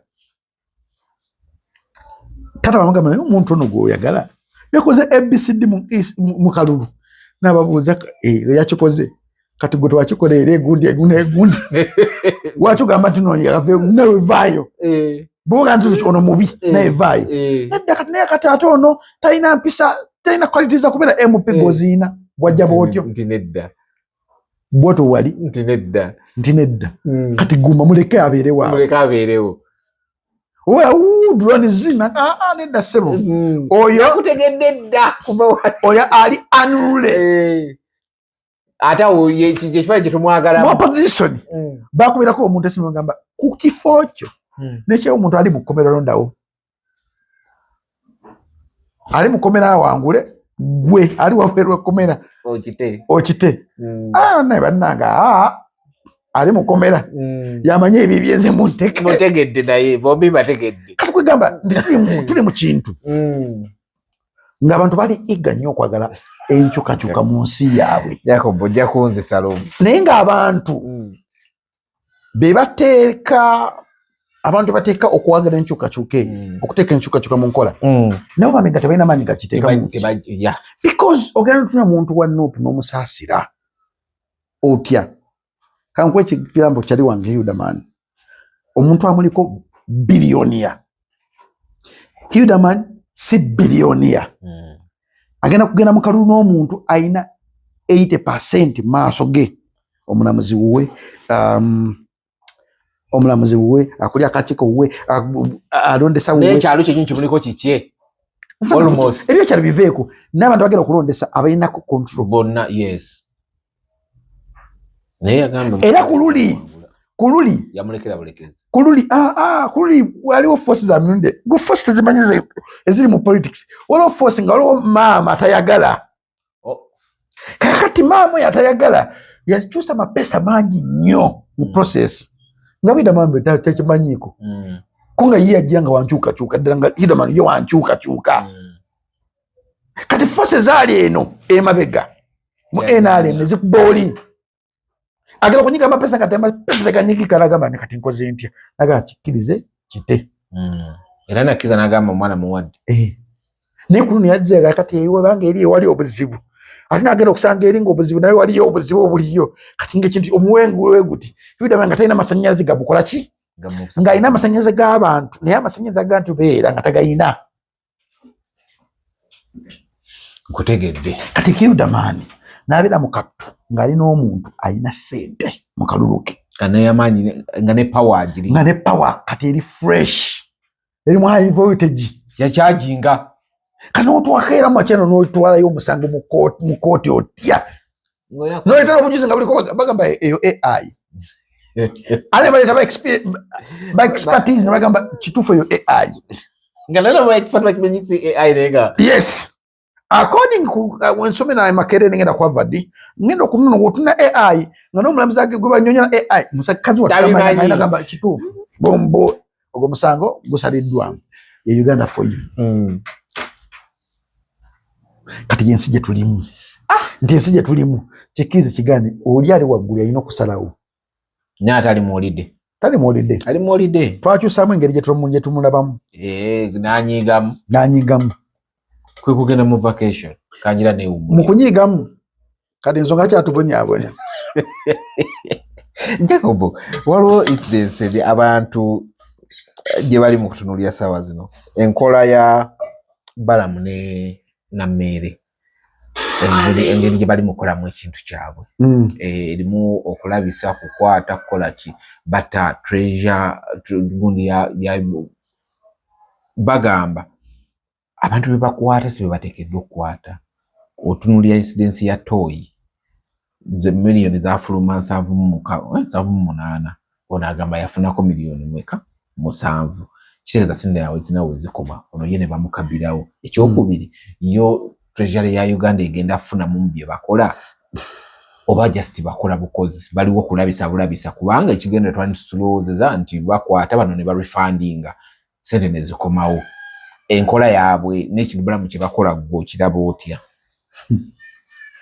enkola ya Balamu bo bantu babakutte enguudo bazirabisizza amasomero amalwaliro naye omusajja yagambye katika sobe kwe kulabira kakisoka tonawe ombagenze ku ddwaliro erimu ng'abasawo banna tebaliwo n'omusawo akulirayo n'abagamba nzi bannange okubalimba kubi abo n'okuva lwe babansinikira sibamanyi na fesa bafuna sibalabangako naye wano tumanyi balugisanga nti bakolerwa wano naye sibalabangako kitegeeza ekintu bagosti baviira ddala eyo waggulu naye ate bano baba bakwata obanga okutte n'osimulako bwoti enfuufu naye wange ettaka liri wansi na buli kimu abantu engeri gye balimu kirabamu omulimu okola mulungi ogukwata yes naye chaini ogigoberedde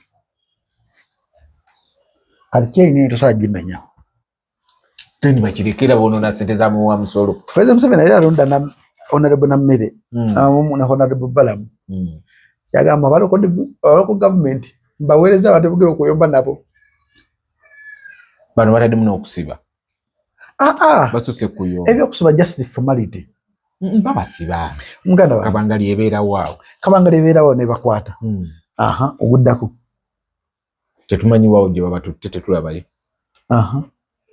kati okola government ekola bwedi buli omuntu gwolaba ng'ali mu local government nga bamweta technical abaako ne power eri etalabika gy'otamanyi okugula omulimu okufuna omulimu mu local government sente you pay to get a job ate okugenda okusasula yes so you pay money to get money otuuka awo oyina okufuna godfather ayina okukuumira wooli.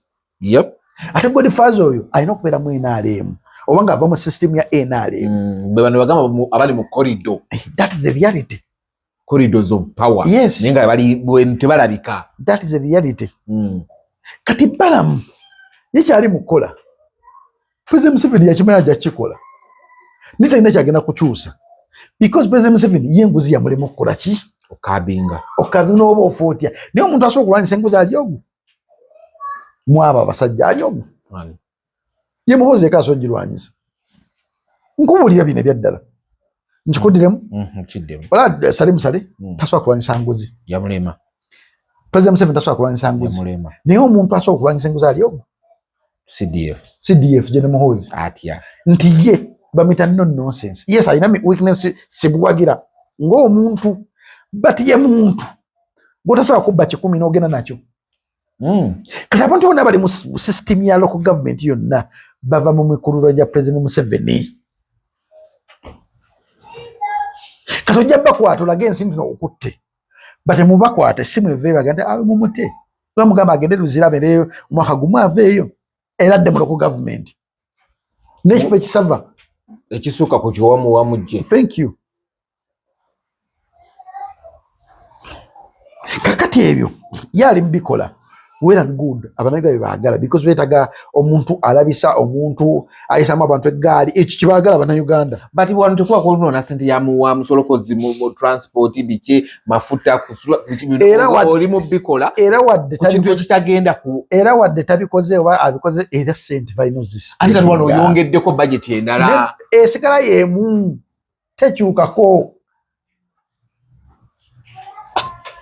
Kakati mwe wakola film aje mu Wakiso ibaso kama Masaka aje mu Wakiso mu Wakiso muno jeba Wakiso mu local government zini mu Wakiso wajuka kasanti no dala mu local government mulimu amaanyi yaliko ku mulundi guli bamitani nyambira bidde soba wakati ba mufula Mr. Chi yasiba abantu naye amaanyi gava so muno we yagola kulanga president amujja ku local government amukasusa ba mu ministry chi nali eyo bano nabe yakwata ne papata ne badda ate mu mirimu gyegimu we yabaje we babaza. Yes nenga ne babatekerako kati muno makinde sabagabo omuntu abbo omusono omukwatira mu nsobi ndera kubbi omusono ne bamukwata ne bamuteeka endejje wabbe endejje ne bamukwana bamuteeka masajja kati bagenda wamala we bamujja wagenda nti ekisanje kyo kiweddeyo nga bamukomyawo we yali bali ako municipality awo.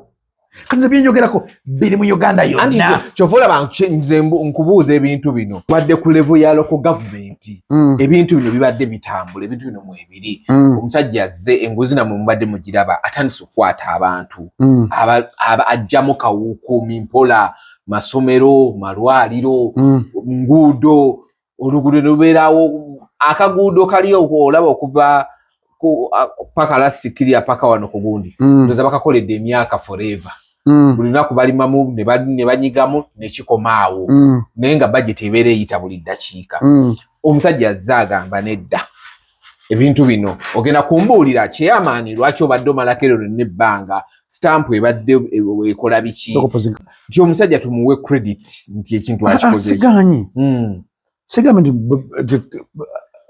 Honorable Namere wa Munebamu tebalina kibakola bakola ne amateeka ge bakoleramu oba kibakola kirungi nnyo tukyaganya nga bana Uganda because kati nnyonta gye tuwankawanka kubeera n'abakulembeze we batyo abatukira ddala ku ground naye abantu baba plugging mu system ezo oba abantu bakwata balina ba godfather baabwe bw'obalabye okuva embalala nga bagamba bana bakola tebabyagala bakoze press conference nga tebatidde namu Washitagira ate nga ba NRM era baba ne beera no balabye gosubira nti abavuddeyo mu buzina babikola ebyo waliyo force nagamba nze nagasi cyane nya President Museveni nganze reason being ti musajja watu abantu mwetolodde abamujjako amaanyi bakozesa amaanyi ago okukola obubi abantu basookera ku kateka nko example nganze ono mukazi gwe nesimba wano bamita namala Betty yagamba security nti nze mumuzikiriza nindi akalunga watamuwa backup okuva mu security nze ngina kwokya eki okwokya ama petrol station nga president agenda kulayira nga tanakulayira simanyi banga kyaliwo ekituwa ekituwa kati bakozesa ekyo okumubakinga up nibamuwa byonna drone ezakola lino effujjo because of that osegera kati mulimu abantu abamu abali mu government ya President Museveni nga bakozesa bubi office ezo niyo ngulusi ye kenyini ng'omuntu agenda okitegeera nga ate alina kujja kibakinga kireme ate kuswaza system ye kati gutebeeza nti balamu byakola biri open black and white ajja ku ssomero n'abala abaana nga tebawera n'agenda ku ddwaliro nga ali kulya tebaliiwo gw'omuntu n'ava eri n'agamba balamu kye bakola kisi kirungi kibi nnyo tukivumirira era tukyagala feere embalala fusimimi abakulya simanyi baingini abakulya baingini bagenda kussa wansi ebikola kumanya abana bafuluma makerera bainginiya omuntu n'abeera mu ba engineer for more than 30 years nenga akola ebintu byebimu balina ovaawoko ng'akola ebintu byebimu ebyekisiru oluguudo n'alukola guno omwaka n'alukola oludda ku luguudo lumu kati nno ensobi gavumenti ya President Museveni gye yakola kwe kuddira batawuni kaka n'abawa amaanyi mangi nnyo nga tebakyuka batrezera n'abawa amaanyi mangi nnyo abantu bakola companies abanga bebeewa emirimu ng'akola kampuni ye ekola oluguudo ng'ate gyayitamu okufuna ki sente ng'ekyali mu parliament ebukeddeya maama simanyi bukeddeya kiki mu system ya government ya Museveni mu local government wakitwa ekiri oba oyagala ofuna obulango yes oba oyagala oba toyagala nti oli agenda okukola oluguudo byuma bibye era yabijja mu system eyo birina okukola ebyo birina okukola kati force zagenda okusanga nako katwate so zirabako eyo bijja kutuuka ekiseera President Museveni amuyita mugamba manyi size fire kimala kati weebuuza lwaki UPDF ekola enguudo wane waffe gye tuva eno mumakina sabaga UPDF gye bawadde contract okukola enguudo lwaki UPDF muwadde mu byewo ate nga mukola ebitakwatagana lwaki UPDF bagambye nti UPDF ekola ebintu ebyamazima kati nga 100 bakikolaga nti kyagenzaawo ebintu ebyamazima n'obwenkanya UPDF CDF Muhoozi yasoko kigamba ffe tugirako nkokwekolera enguudo nzijukira yakyogera yes kati ewaffe ne munamaya enguudo UPDF egenda kutandika ozikola nawala era niso zikola gutebereza omuntu w'amagye okuva nga katavudde mu magye atandise okukola enguudo kati abaana basomye makerera agenda kukola ki emirimu bagenda kuba kyeyo mu kiyumba kakati nammere nebbalamu bakola kirungi nnyo naye force egenda balwana egenda bakuba babulize ku ttaka lwakubanga bo balina favor nti omu President Museveni amwagala omu General Muhoozi amwagala bombi bamwagala mpuliriza bulungi omu President Museveni amwagala omulala General Muhoozi amwagala omulala General Muhoozi tamwagala ate omulala tatayamwagala kati force ziri awo nti ono balamu Muhoozi amwagala balamu se bali ku father and son yes Muhoozi amwagala ntata amwagala yes kati nowasanga nti oli father yamwagala naye ate son tamwagala yo kyoyogera kituufu ositegeera kati force zigenda kubeera awo nga zikuba kati President Museveni ajja kutuuka ekiraga ayite balamu mugambe ceasefire kuba nzijukira incidence ya Betty Kamya ngali IGG ojjukira gundi gye yali anoonyereza kalo kagamba abantu badikira yalinge president almala akole press conference amugambe president bera state of the address namugamba abantu bange beesonyiwe era gundi yaddako kuwa IGG teyadda ne bamujjako ninga ati bali bamuwadde mandate akole ki abikole nga bwe yakwatako bana abawansi nakwata abaleva baddako yatuuka ku level eyokusatu ensava ne bamugamba ogenze osusse ate nga bamuwadde mandate kakati gwaliwo abantu nagambe bali mu corridor of power balina amaanyi agasinga ne minister asobola kujja neyegoniza ku minister waati nambozi yagamba nti Muhoozi abeera mu parliament n'asirika bw'ati ajamu nende si Muhoozi ono gundi David Muhoozi n'asirika bw'ati ng'amaanyi Muhoozi oyo gayina oyo noyagamba nti tosula abeera ng'atudde bw'ati Nalaba abajjaga nga beekalakasanga kati bano tubawaddeko buyinza nti parliament bagikontrole kati balowooza nti bali bamaanyi. Nze nyinza okugamba ekintu neweewuunya nti ffe kye tulaba Uganda ate si kyeri. Tuli mu kateni. Yes. Waliwo omuntu atuzannya atuwaako the bad side of the government. Nalaba nti bad side mugitegedde nnyo najja naga kati gwe nkugjeewo tugenda kubeera minisita wa gundi nateekawo gwasobola okontrolinga ye firimu nti ekintu President Museveni kyatayagala ku nsi ya Mukama kwe kunyigiriza omuntu eyamuyamba nga yagga. Omuntu eyamuyamba nga yagga kabe muzzukulu we nabba ssente ategera oyo omuntu oyo omwana gwakutte mwana wa gundi oli eyakuwa emmere lunaku luli kubanga yoyo omusajja alina memory ajjukira buli kimu. Okay mumuleke. Kwawo tunulamu eno cabinet abaana ba bantu be abasinga yabawadde. Kuba kati bw'otunuulira gundi naddala aba state ministers abasinga b'abantu be. Gomanyi lwaki? Omuwala we yamuwadde. Gomanyi lwaki? Kusamu kutesa omumanyi. Yakoma okukwata ssente za Uganda emyaka 40 okukwata emitwalo 5 gya Uganda. Kawulube 10 lwa Uganda emyaka 40. Je bamaze mu buyinza. Atambula na dollars zokka. Omutwalo gwa dollar kusamu kutesa $10. Oduku omutwalo abanga akwadde singi 10. Ogwaddo. Omutwalo gwe guti. Kati muwala we akwaye wanjawulo tali aggressive nga taata we. Kati pye Museveni bimusumbuwa. Tali aggressive nga mwana we nga taata we. Ojjukira akalulu ke bali mu n'ensodo kali baleke babatuuze. Si era controlling ekyo. Omuntu era ki controlling kati gwe buno tegere ebyobufuzi bijja kunyumira tojjokera ku makyoto bikyawe. Nze kala nakyaye ebyobufuzi. Era nakyali wabamita Ssenfuma. Mu muzikiti abadde bamukuba basiramu banne. Nga yesibyewo. Basiramu banne. Nga be bawutula. Be bamubba akalulu ng'alaba waati. Abaga ali muslimu akulu muslimu baga kucha NRM teri ali muslimu. Fete twagala nope. Fete twagala muntu wa NRM. Okumaye bali bazibu. Owan NRM agana nze ndi musiramu. Sesola akera kumacha kutwala kalulu ka musiramu munnange. Nze temumpa sikagala. Naga oganye ne bakimayo wessa mugamba wessa oli ludaba. Yangu antu kulangirire. Jayo ne milioni nganya. Na agera ne milioni nze bamulangirira. Semuma agamba goluwa nope. Seko bado independent watu kulangirira. Naye nope tujagala. Nga banna abeera nabo. Ali musima kuli muslimu. Ata bamanyi. Yesu yajawukala mu dini ebezeewo. Wano we twatuuse. Buli muntu yena asikaza ki? Guwe.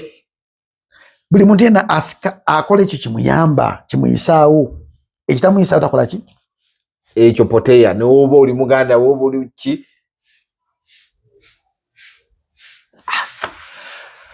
Jacob, ngatumaliriza. Ngatumalirize. Okulonda kwa chairman. Kujja. Abange waliwo eno tubadde eno abakunga. Nabagamba utafuna kadi ya nupu. Oba bakwa kadi ya nupu notagikozesa oba oliddemu struggle olukwe. Naye abadde batugamba baze independent. Bulijane babagamba. Baze independent. Baze independent. Kuba chairman. Kuba chairman. Nanti drone eza kwata kalulu kange. Zaso zayisemu gari. Zayisemu already. Nakabo mukwe wandisa. Bagamba zasajja kugira kunupu kangendera ku independent. Independent bakwina ko buzibu. Buli ada baiti ne wandisa tu wanu. Nakubiddako omu. Owakunga ngamba owai. Ati nga tujide ku kadi ya kibina ngamba owai. Munda ndi wa kibina naye kungulu kuno. Kazoke mpise weria. Nega kama katuna abana bana. Nega mkalu watu kubotuliza mu ttaka. Ojako bompimpi, ojako bo NRM, ojako bo osegera. Nitwa ewa. Kuchi ojide ku. Wanga fe twajigira kambulera. Mama ati maraga solidary mwajigira. Ne batukubira ko kwambulera. Naye bo bajitidde. bagamba why katufune entebe waliwo alina entebe waliwo alina simba etategereka waliwo bali awo omuntu era nze mugwempa ekitiibwa simanyi namumanyi oba bamuyita ani njaga mukubira simu mugaye muganda wange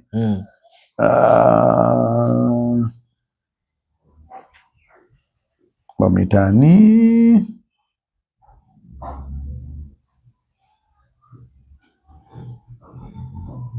ono musajja gwe bayita Brian gwempa ekitiibwa wanuupo byaddala mbu mukyalo kye mukalo kafe akawedde bakubira abaana bange 8 abami ne bajjamu amannyo esimu yavuddeko bakubira naye mukyalo kyaganda nze ngenda kugira ku Nuupu kyokka nga yalaba ekyatuukawo. Yes, era njaga munoonya mu emitolo gyange aga ekigambo mpesa kiri kino kyokka nti tiyakoma mu bigambo nti awagira Nuupu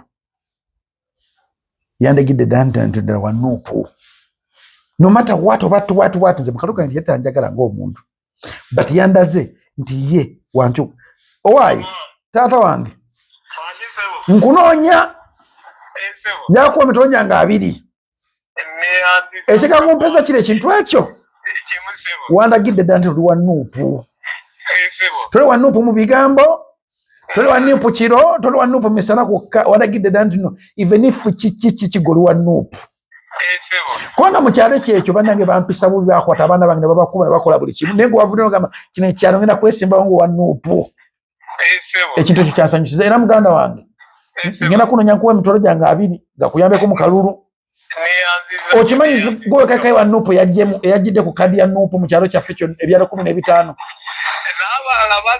ani tebakulimba bonna bali independent bali independent batuwa posta zaabwe ng'eyo wetugiraba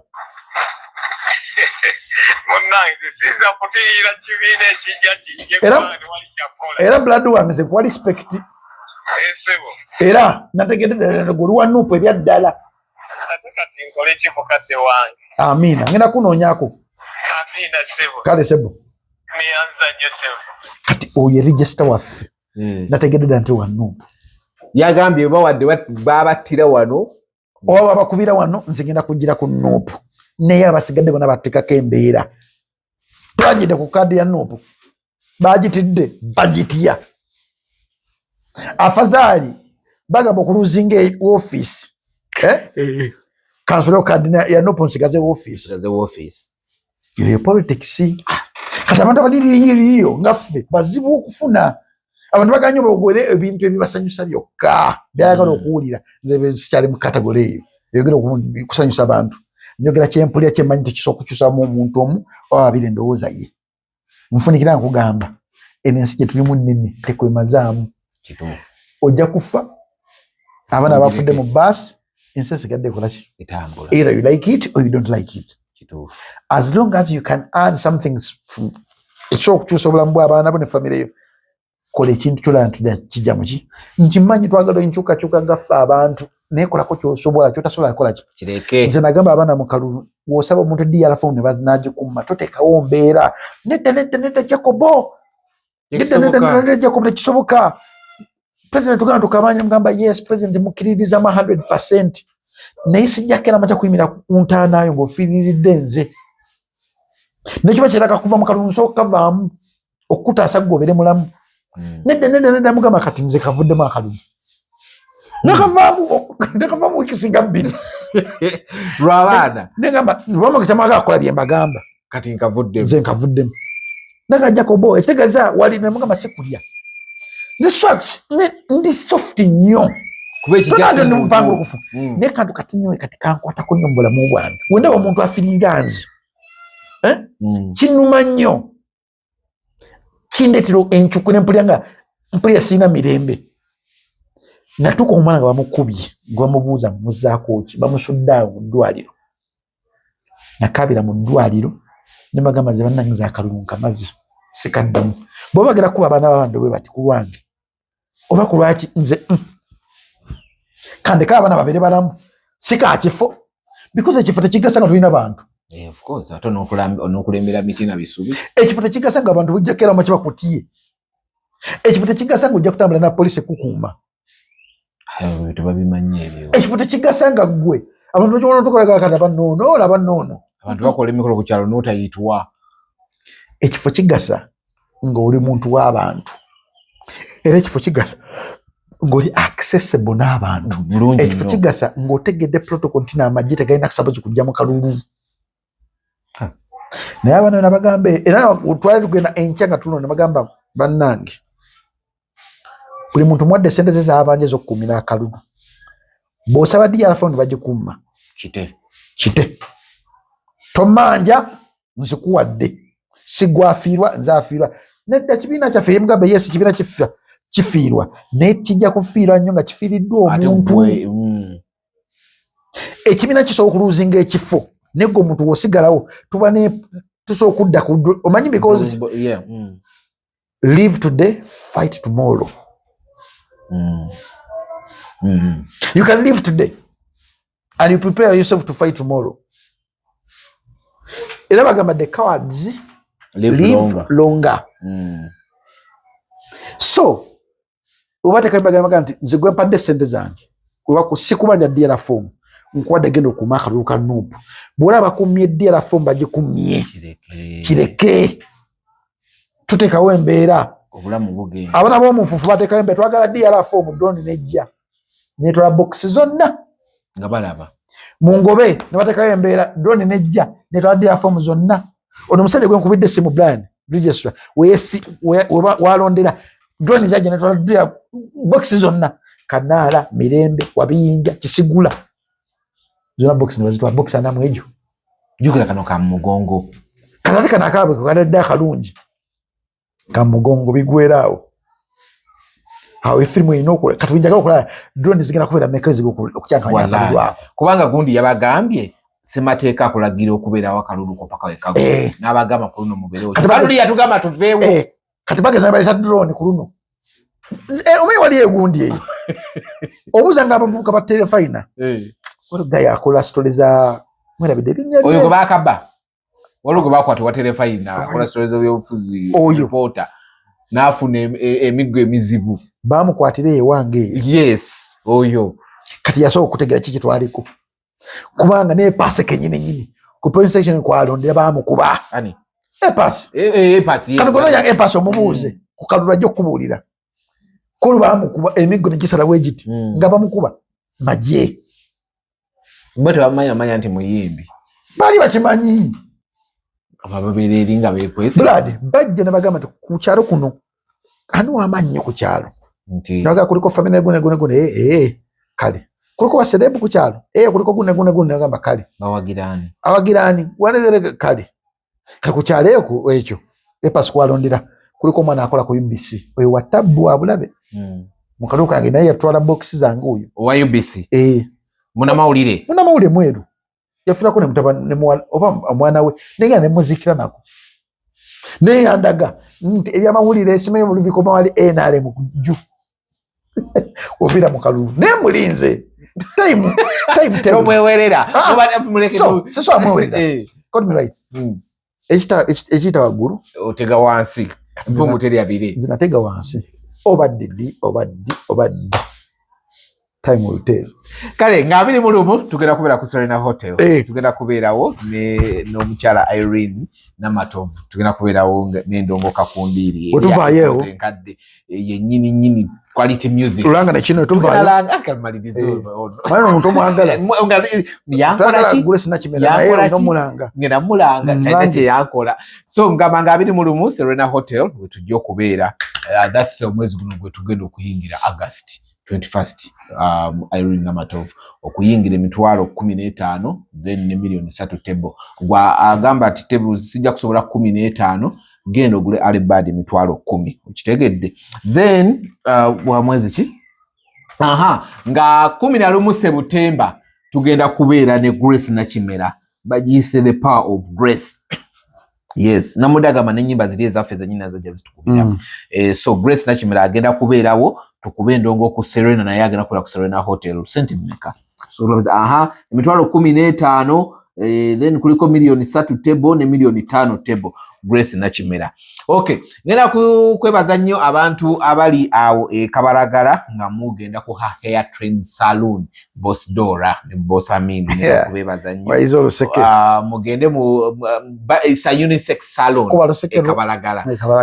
Kabalagala unisex salon basobola okukola akaviri, basobola okukola akebigere enjala. Okitegedde? So, tugende Kabalagala ku hair trend salon.